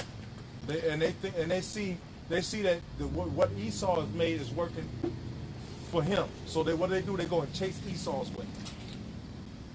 People are too comfortable in this setup. That's right. You know. Yep. When I think about what you just read, they named the places after their own name. These designers do that shit with the clothes they make. What Jake going to do? They go and buy that shit up. They don't spend buku bucks on this designer shit. I think about the Moorish community. You gonna take the laws that was made that set up to keep you destroyed and use them to liberate yourself? Really? You gotta learn his laws, and them laws were set up to destroy you. He make laws according to what kind. Man, this motherfucker will make a law because the wind changed directions. Following his line, doing exactly what he wants you to do because it's only to benefit him. Yeah. Hey, I've been living in Indiana for a long time. Hey, since I've been living here, since I moved here, the time has changed 3 times in the state of Indiana. Hey, it was at first everything, the whole state was the same time. Remember that? It was on the same time, Central Time, and then it went from that to okay. In the summertime, we on the same time, but in the wintertime we on different times. Remember that? I remember that. And now it's they on a whole nother time zone. He changed things according to what the fuck he want to do. They should seek to change time and laws. You know? So you can't use this man's system. He'll change it. Go ahead. Laws change all the time. I got one. This is like you saying something. Go ahead. I'm saying like when Jacob went out his design and clothes, fashion and stuff after Esau. But it says, verse 9, therefore is judgment far from us. Neither doeth justice overtake us. Yeah, Jake somewhere with a fucking super towels, high water pants, and some biscuit toe shoes, thinking he look cute. Go ahead, bro. Bro, you know the new thing is niggas wear high water pants, high water wear a suit, and then they wear rice patty pants. Go ahead. It's like a style. It's a style that's flooded. No socks. Yeah, so niggas can see their socks. Yeah. It's vain, man. Go ahead, bro. It says, therefore is judgment far from us. Neither doeth justice overtake us. We waited for light, but behold obscurity. For brightness, but we walk in darkness. We grope for the wall like the blind. We grope as if we had no eyes. We stumble at noonday as in the night. That's what the elder was going into. They ain't got no hope. So when you ain't got no hope, what do you have to look forward to, man? You just depressed. You just living your life just day by day, just destroyed, man. You know? But this truth, it gave us what? Light, man. It gave us hope. You know, things to wish on in the near future, man. Yeah. Jake goes through that midlife crisis like, man, I've been working this job for 2 years, and I want to do something. I got to get a passion for something. Trying to fill that void. And we understand that like the elder was going into again. Esau laws wasn't made for us. So ain't no matter how many times we're going to try to go about trying to like, fit in or get with him in his system, it's not going to work for you because it was always made against you to begin with. If truth be told, if they was really going to try to be honest and really like make you guys equal, they have to rewrite the whole Constitution over again. Just to make it fit for you as well. But they not going to do that. You can even tell, too, we know Barack Obama is a damn Hamite, but the average Jake think he's a so-called black man. So here it is, the top job you can fucking get is the damn president, and you still got something to say about him. So that lets you know, like, you know what? Fuck your whole system, man. Hey, these motherfuckers been talking about every president. Every president. Trump, oh, he's stupid. Obama, he's a nigga. Bush. You know, The Bush, he was stupid. yeah. Bill Clinton got his dick sucked. He's doing the same thing all over So again. why would you About the you same ain't nothing to wicked strive on him. Whatever you do, they gonna go against you, man. No matter what you do. You said what? Say that again. They said they acting the same way all over again about the same wicked ass presidents. Yeah.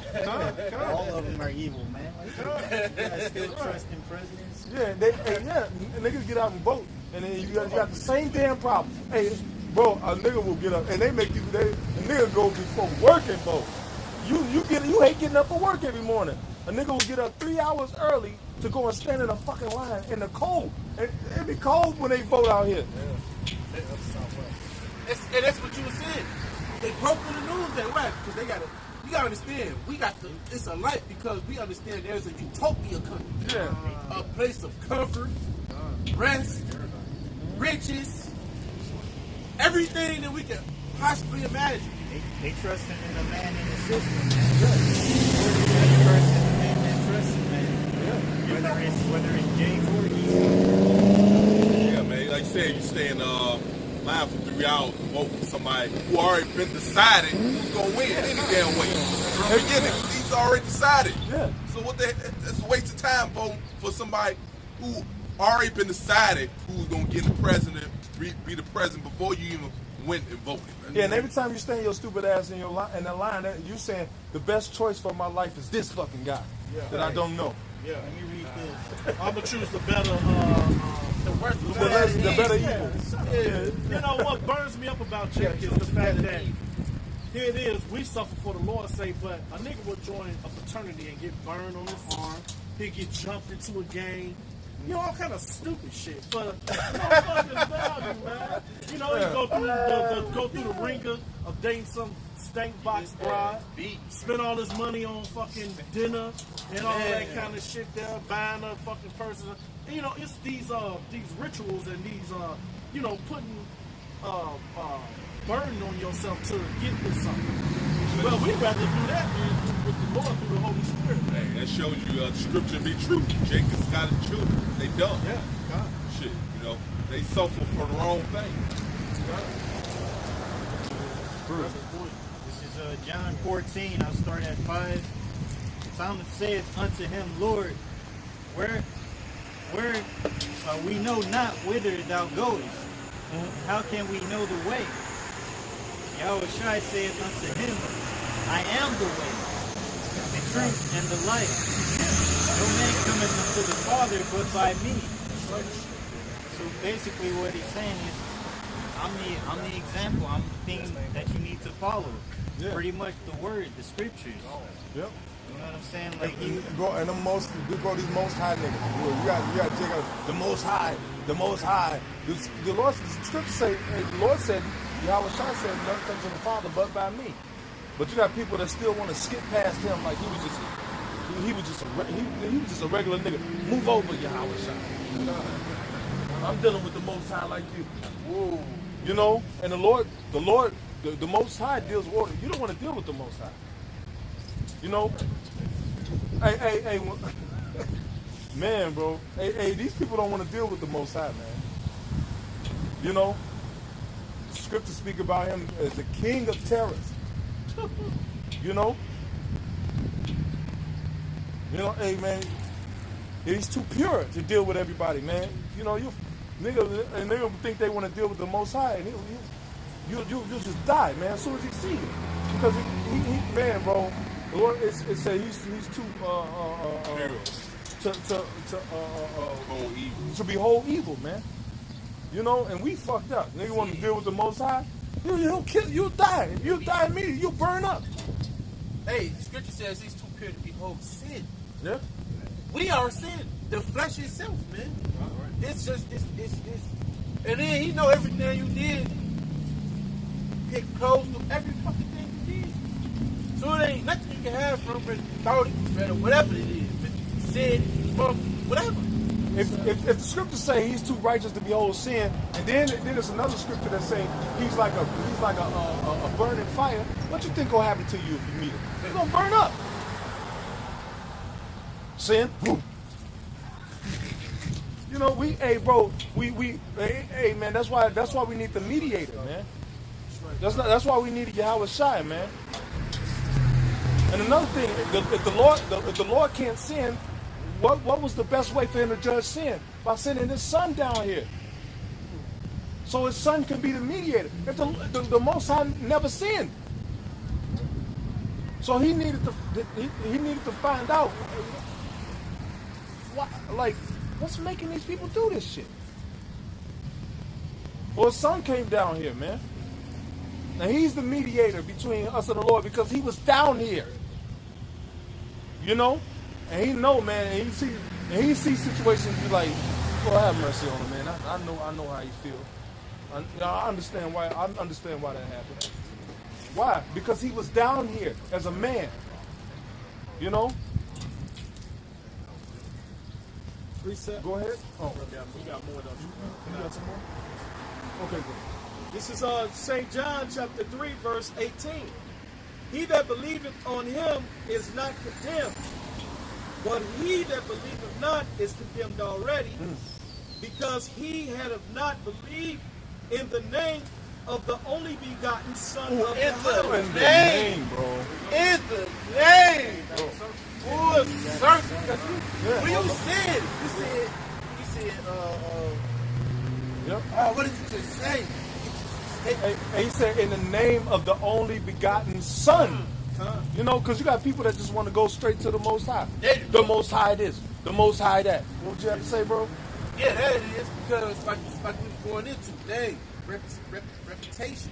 Hey, the Lord, Yahweh Shai is our way in. He's literally like, I vouch for him. He cool with me. And that's how you get in the door. Right, because you got to come and confess the Lord. You got to make your bold with him. You know what I'm saying? You got to have a relationship with the Lord, man. That's why when the Lord comes, many going to be like, but Lord, you said, get from me. It's like going to because the Lord don't know him. Because you got a lot of guys that come out here and they put on their garments, and then that's it. You know what I'm saying? You ain't something with the Lord. You got guys that don't even pray. He said there's salvation. Yep. He said there's no salvation in any other name under heaven whereby we must be saved. Come, Acts 4:12. It's like going to the club, right? And Yahweh Shai a big ball. All his posse behind him, right? And then you got that one straggler trying to follow behind and blend in with the crowd. And then everybody walking in, and the bouncer just put the little red rope right in front of Buddy like, hey, I'm with them. Like Players Club. What? No, you're not. Hey, you know him, Yahweh Shai? Yahweh Shai peek his head out. I don't know that. Hey, friend, where's your garment? I don't know that. He ain't even got the right attire on. Yeah. You know, hey, come on, man. He said he knew me? Nah, bro. Nah, bro. So why you got that on then if you know? Right. He ain't got the right wedding garment on. Hey, he wasn't called to the wedding, man. This dude tried to sneak in through the back door. Yeah, he at the wedding with funeral attire. This nigga got all black. All the saints got white At on. the wedding with all black on. All the saints got white on. This nigga wearing black. He's a counterfeit. Yeah. This is verse 19. He says, and this is the condemnation that light is come into the world, and men love darkness rather than light because their deeds were evil. Yeah, and that's sad. Bro, men love darkness rather than light because their deeds are evil. You know? Hey, being in the light, walking in the light is a beautiful life, man. Hey man, this is a hey man, you actually got friends you can enjoy that you can trust. Hey, these people in the world, yeah, they got friends, but they don't trust them niggas. Yep. You know, they won't. Hey man, you know man, they got friends, but they friends are fucked up, man. Hey, we were just talking about that. Hey, we were just talking about that earlier. Jake don't want to serve the Lord on purpose because they know they're gonna have to forsake the evil way. They will continue in that shit, man. Yep. We the only ones out here preferring one another. We the only ones out here praying for one another. Lord, hey, help my friend. Hey, we the only ones out here considering each other. That's right. This brother going through. Lord bless the brother. You know, these people out here ain't praying for one another. When they leave, that's just it. Go ahead. Verse 20, he says, for everyone that doeth evil hateth the light, neither cometh to the light, lest his deeds shall be reproved. See, they don't want to, that's the perfect point. They don't want to confess their faults. They rather not come clean about how they is, who they is, and what they're about. I mean, they rather, instead of being healed, because that's what the scripture says, instead of being healed, and coming to the forefront and just letting it all out, man. They rather say, nah, I don't want to be exposed. Like what did the Lord say, like the elder said earlier? He said that the Lord did not come to heal the righteous, but he came to heal the sick. You know what I'm saying? Hey, the light, you got to come into the light to be healed, man. Yeah. You know what I'm saying? To get all the sickness that's in you revealed so you can be healed, man. You got to recognize that you're sick. Hey, if you recognize that you're sick, you start making changes in your life to deal with that sickness. Hey, if you know you got high blood pressure, you know you're not supposed to be fucking eating table salt. You know, it's funny too. That brother that rolled by in a wheelchair, he probably had diabetes. His foot was chopped off and everything. You know what I'm saying? Yeah. Hey, he probably got a bag of pork rinds in the damn kitchen right now and shit. Yeah, bro. Through. Nigga can't go without bacon in the morning. Just why I got this headaches in the morning? Because you eating bacon. Hey, you got that movie Tripping. This movie Tripping. The dude's this old man's son, Fru's giving the pork. He like, so I die Wednesday instead of Thursday. Who gives a shit? So that's Jake's mindset, man. They just gotta have that shit, man. Yeah, you gotta die someday. Yeah. Oh man, I hate that, man. I hate hearing that shit. You gotta die somehow. They love darkness. Hey, the scriptures say, choose ye life or death. And the niggas is choosing death. Every time a nigga light up a cigarette, he's choosing death. They made a covenant with death, like the scripture says. And these people have actually literally made a covenant with death. I mean, they do. You know? Just the Lord. And what Tazia said, when you actually go to Esau's court, they got certain programs that help you, but you have to plead guilty. So it's the same thing with the Lord. You gotta. I remember I went up there and it was my turn. I had like 4 points on my license. And I didn't qualify, but they said we can help you. I said, she's like, so do you plead guilty or innocent? I was like, innocent. He said, because you have to plead guilty in order to accept the program. I said, oh, then guilty. But it's the same thing with the Lord. You gotta say, Lord, I'm guilty. Scriptures say what? Confess your faults one to another, man. And that's a big thing. Don't nobody like to look at their fucking self. Don't nobody like that. Everybody can analyze everybody else's life. You did, fucked up. But when somebody tell you something messed up about you, you get offensive. Even if you know this shit is true. You get all on the defensive. Well, but look at you though, too. Look at you. Then you want to argue back and forth. Point finger. But, hey man, this man, bro, a righteous man knoweth when he slippeth, man. You know, that's what the scriptures say, a righteous man knoweth when he slippeth. You know, so if a brother corrects you, it's gonna agree with your spirit. Because the brother gonna say, hey, look, this is the scripture that say, oh shit, man, Salaki, man. And you gonna repent and you gonna go on with it. Because you know you're not gonna live perfect. You're gonna love this last verse real quick to back up what you just said, and then he got something.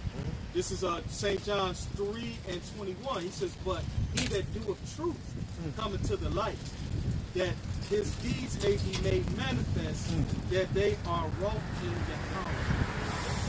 That's it on that one. Right? You got that? Yeah, I got 2 Corinthians 13 and 5. Examine yourselves whether ye be in the faith. Prove your own self. Hey, how do you prove your own self, man? By paying attention to what you're doing. Okay? When you prove yourself, it basically means to keep yourself clean. You know what I'm saying? Yeah. To keep yourself from sinning. That's you proving yourself. You know? Is you keeping yourself from going against the Heavenly Father. You know what I'm saying? Yep. Hey, watching yourself. What did I do today? Is this going off? Is this going off? And if you don't know, hey, call us up. Hey, brother, is this going off? You know, that's how you prove yourself. Well, we got something to measure to. We got to measure up to this. Because, you know, it's rules, manuals to everything. Yep. Are we putting this together wrong? Oh, we got the wrong screw. Yeah. You know, you ain't supposed to put that screw. You're supposed to put this screw. Oh, okay. Oh, you use the little screw. You're supposed to use these. Use the little zip ties. You're supposed to use the big ones down here and the little ones up there. And I put together a dog kennel. That's how I know for the zip ties. I just grabbed. They all look the same from the top. I just grabbed them, and you know. And once I zip tied everything up, I was like, oh shit, I used the one. You know. They go back to the manual. Yeah. Yep. That's more. Yeah. 2 Corinthians 13 and 5. Examine yourselves whether ye be in the faith. Prove your own self. Know ye not your own selves. It says examine, but I think when you look at the word of examine, it says try. Try yourself. I know, like last year, the brother Shakari used to always be like, man, I mean, sometimes, man, if I find myself doing something too much or too often, I just put it down just to test myself. You know, and I was like, I adopted that, man. If I'm doing like I got this beard that I like. I love this damn beard. It's all Blue Raven, bro. I was like, man, I'm not a lot of this shit. Good ale. Good ale. Exactly. It's good ale, bro. It's expensive ale. And I found myself drinking a lot of that. I'm like, man, I'm gonna lay off this shit for a while. I'm gonna lay off this ale for a while. I mean, maybe I can drink wine when I want to drink something because I'm buying this shit too much. It's just, you know, they said, prove yourselves. Like, man, I can't believe I did that. I can't believe I forced myself to stop doing that. Damn, I oppressed myself. Yeah, nobody how about shit else trying to give me this knowledge. It said, prove yourself. It said, know you not your own self. You gotta know yourself. Like, man, I've been dipping in this too much. I've been down in that too much. This bitch been coming up every week. Well, fuck, I've been playing the game every day this week. You know what I'm saying? Whatever it is you do, whatever your vice is. Yeah, because the scriptures say, he who strives for the masteries is temperate in all things. Yeah, temperate. Exactly. So basically, you know, proving yourself, you got to learn how to be. Basically, it's learning how to be disciplined. Yep. You know, get disciplined in all things, man, in your life, man. God, you know. Yep. Because I was just want to throw that out there because I actually, Shakari was real big on. Man, what am I doing lately? I've been eating Doritos all fucking week. I'm eating salad. You know what I'm saying? Yeah, like, I'm in the process of that right now with you, man. I thought about it. I've been, testimony. I'm 45. I'm like, damn. I've been drinking. Well, not smoking since being in the truth now, but you're like, damn. That's off balance. If I've been drinking for 25 years, that means that balance is starting to be, 20 years of not doing, drinking and smoking 20-something plus years. Hey, it's time to put this shit away for a little minute. Now let your organs heal up and all that sort of thing, man. And I noticed now I'm 2 weeks in, and demons are fucking with me even heavier now because it's like, they want it back. Yeah, and I'm having dreams of. I never had no dream of drinking liquor. I'm having dreams of drinking and shit like. Yo, this is heavy, man. And that's how you know you're doing the right thing. Yep. That's how you know you're doing the right thing. Man, I just stopped, man. I just stopped. I prayed. God, that was it too. Read your scriptures. Yeah. Hey, reading your scriptures. Because I'm not gonna put it all on me. That I did that. I ain't know. And another thing, man. Yeah. It is on you, though. Yeah. The Most High God, the Most High Yah, He give us the power, but we got the choice. Garden of the Eden. See, you know what I mean? Can I say something real quick? Yeah. When I was, I still use the same method even though I'm in the truth. When I was in the world, I used to, I wouldn't have played a type nigga. I would give one girl a deal with like 3 months. You know what I'm saying? So then I'd be like, okay, since when we fall out of love with a girl, we'd be like, okay, I keep thinking about this bitch. Let me do something to preoccupy my time. Let me get a hobby.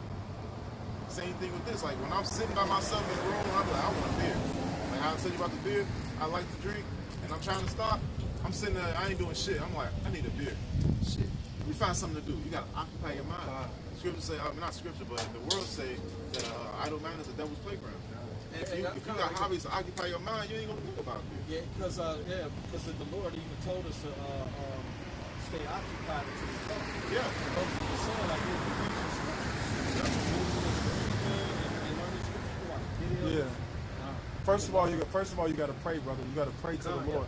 You got to pray to Yahweh by Shem Yahweh Shai. You got to pray to the Lord in those names. Lord, I want to slow down. I want to slow down with this liquor, and then you get into your word. Just study your word. Another part of that too, how the Most High give you grace. I will piss. I drank a beer one time, just a beer, and I took a piss. I said, man, what's that fucking smell in my? I was like, that's what really, it's time to slow the fuck down. And I said, it's time to, and now I don't smell nothing, I'm straight now. But the Most High, He even do that with our bodies and spiritually, man. Yeah. Sometimes he is. He warnings, man. Warnings. That's that check engine light right there. For that kidney failure. It's actually beneficial. It's like fasting. When you slow down on something that you do often, your body lower its tolerance. So then when you pick it back up, you don't have to do as much. So like the beer, like I said, I keep drinking the beer because I recently stopped drinking this beer because I used to drink. When I first started drinking, it was two. Two of these beers, 9% per beer. That's a lot. So two of the beers give me nice. Now I gotta drink 4 or 5. So I start slowing down. So now when I lay off it for like a while and I get back to it, I'll drink 2 again. Yeah, my body lowers tolerance. Another time you find yourself leaning on that bottle when you're not dealing with your problem. I know because I recently got to that stage. I recently got to the point where I was leaning on that liquor too much because the problem is that was ahead of me. I didn't want to face it. So what I would do is when I wanted to feel good, I would go get some liquor instead of training myself to be a more stable and happier person. Or instead of dealing with whatever situation is hurting me to where I wanna put myself in, what I'm saying, in this place of comfort. Of course we in Babylon, we going through that shit. We got shit against us every day. But there's certain things that you gotta fast and you gotta ask the Lord to remove, man. Certain things you can certain demons that you're dealing with only go away by fasting. That's what the scriptures say. Yeah. Some demons go away by fasting. Yeah. So sometimes if you really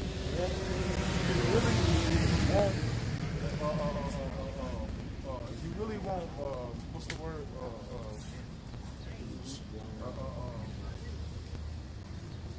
Success in that area, you gotta make yourself uncomfortable.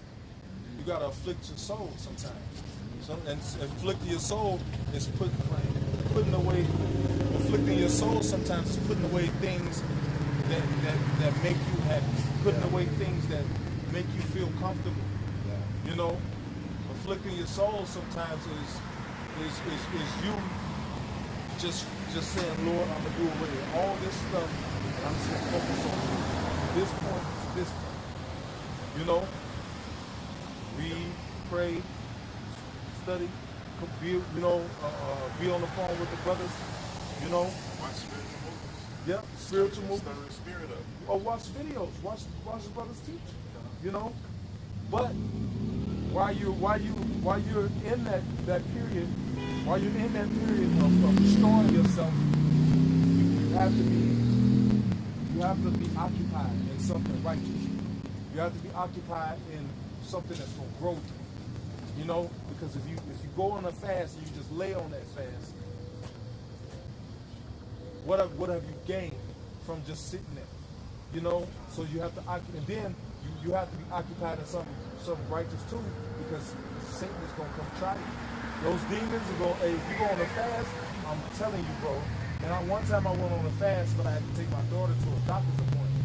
I get to the doctor's office, they giving away free deli sandwiches at the doctor's appointment. And I was like, see, this is sick. It was on the Day of Atonement too. Free deli sandwiches, and them dishes, you could smell everything on them. You could smell the pickles on them. I was like, man, they wheeled them in there on the table, and it smelled so good.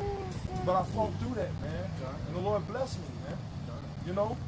But when you in that moment of purifying yourself, and trying to get clarity on what's healing you, to where you have to drive you this way, then you have to be occupied because you're really looking for the answer. When you're looking at the word, when you're looking at the scriptures and reading the scriptures, the Lord will give you the answer. You'll run across the scriptures. You'll get comforted. Or you might read a story and be like, man, I want to do that same shit. You know? Or you may get with a brother or talk to a brother and a brother tell you about a similar situation that you're going through, and it just builds you up, man. Yeah, that's good. Yeah. But in order for you to get there, sometimes it takes work, bro. Sometimes it takes you making yourself uncomfortable. Yeah. You know? Hey, when you lift weights, right? Yeah. That shit hurts. Yeah. But you're making yourself uncomfortable because you want certain results. The same thing with spiritual weightlifting. Another thing that helps me too, another thing that helps me too is I know that a false balance is an abomination of the Lord. So not only that, I know I had that sign from when I urinated and I smoked. So I said, you know what, the Lord is going to get up with me if I keep having this false balance of drinking too much. So fear came on. You know what I'm saying? Like, you know what? I got this one body, this one See, that's a sign of worship. See, when you say occupy the time, basically it is learning. Because we're coming in as we're doing things, we're born again. So you're learning the ways of the Lord. So your time is basically learn the ways of the Lord and learn how to apply it to your life. You know what I'm saying? So that's what you occupy. You actually warring against your flesh. You know what I'm saying? Because we are men of war too. You know what I'm saying? Like our Heavenly Father, He's a power of war. We war because we war against the wicked flesh. So we try to learn how to become disciplined. We're not perfect. You know what I'm saying? I know I ain't. You know, I got some things that I need to work on too. You know what I'm saying? But see, that's stuff that I can stay occupied on. You know, in ministry teaching, also apply it to myself. You know what I'm saying? A man of war don't get himself entangled with the affairs of this world. Because we constantly warring in our mind every single day. And that's the beautiful part of us. We trying to get the victory. Yeah, once you get to that point, once you get to that point in your walk where you understand that you're not supposed to be frustrated or rest, you understand that, and when you understand that a lot of the things you go through what you've done against the Lord, you understand that hey, it's necessary for me to go through these things so I can make it, so I can pay the Lord back the debts that I went against them, man. You know, the Lord is a judge. And what do judges do? They issue out sentences. You know, and even though we're coming back into being service to the Lord, we still got to deal with this sentence that's set before us because our sins like that. Even though the Lord can forgive us for our sins, but the scriptures speak about us being in these chains of darkness, this fleshly body, these chains of darkness. This flesh lusted to sin. Yeah. You know? So you know, we have to be consistently immersed in the truth, man. Consistently applying ourselves to this truth. Because you know, you're gonna have to fight it. You know, and you may not get your best results the first time. But if you stay consistent, then eventually, man, bro, I'm telling you, bro, I'm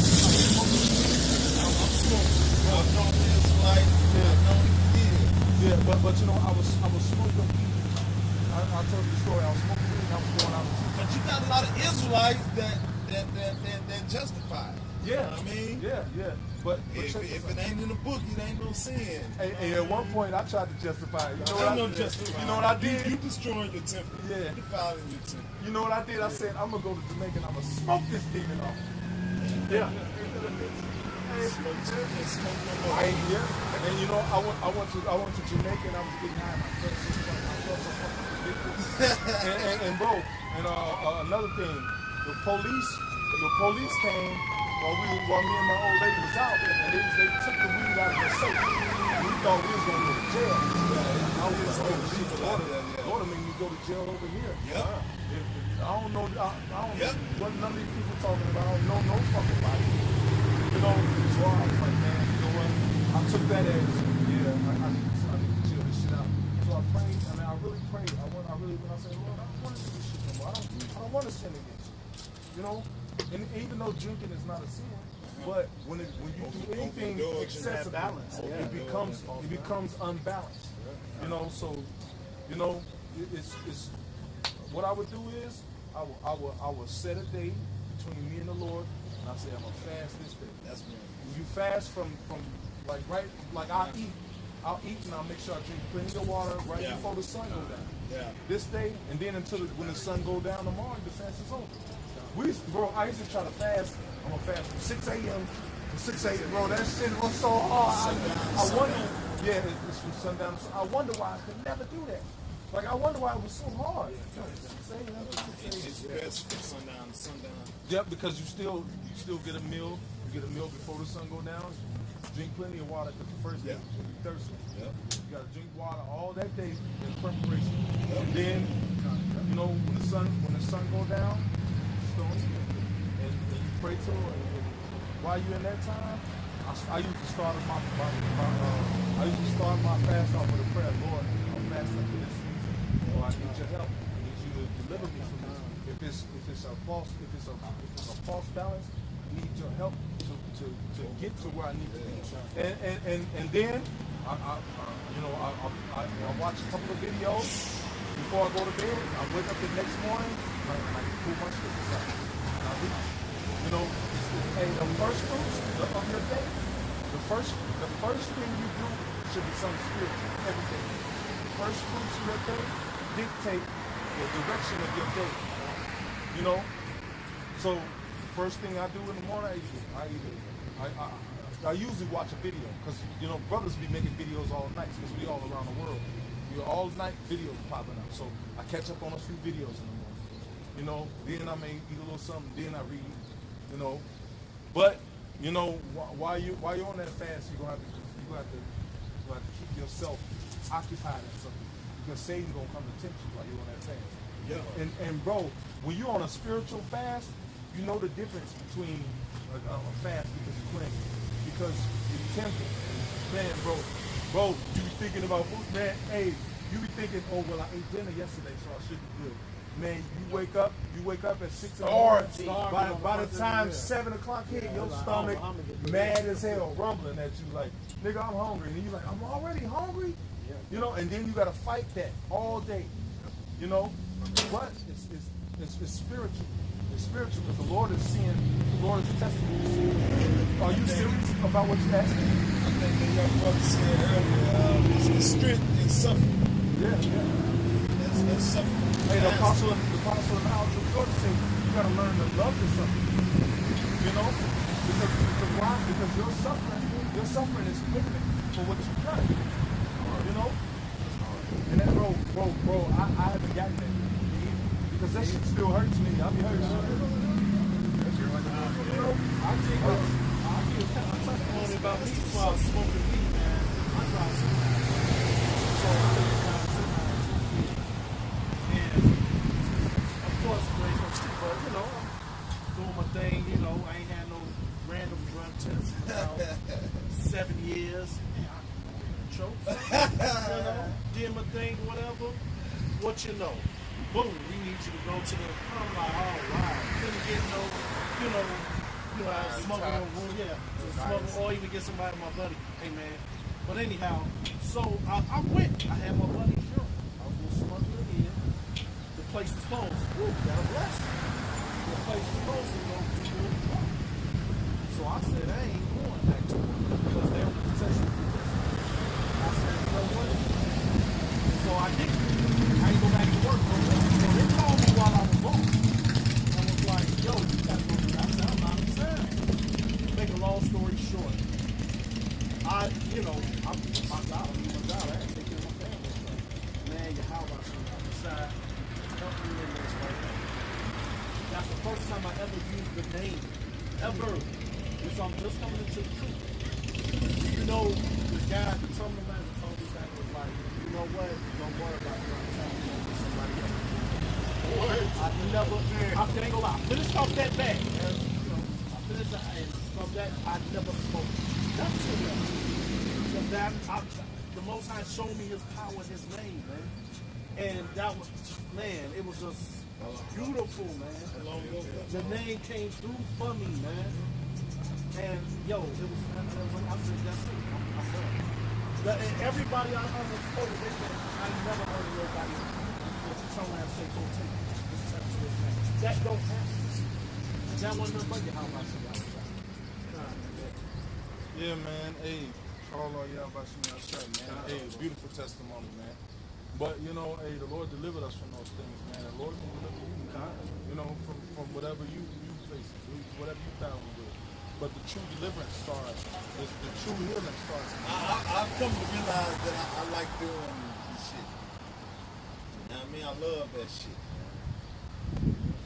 Like that scripture you read, men love darkness, whatever you like. You're being true to yourself. Yeah, man. I know the word. But you just can't sit in that one. That's like in Revelations he talks about the hot, cold, lukewarm. Well, you know, hey, there's a way of escape out of those things. We all do. We was just like this, you know. But the Lord delivered us. The same Lord can deliver you, bro. You know what I'm saying? But you know, hey, our faith gotta be intact. You know. But we're gonna close up, man. Hey, with that, we're gonna give all praises to Yahweh, Bashem, Yahushua, Bashem, Rakadash. Double honor to our apostles and GMS. Honor to you brothers out there pushing this truth for the love and sincerity to wake up your neck. Peace and blessings be to your neck wherever you are scattered amongst the people of this world, man. And a death to America, man. Death to America. Bob the balls. Bob the balls.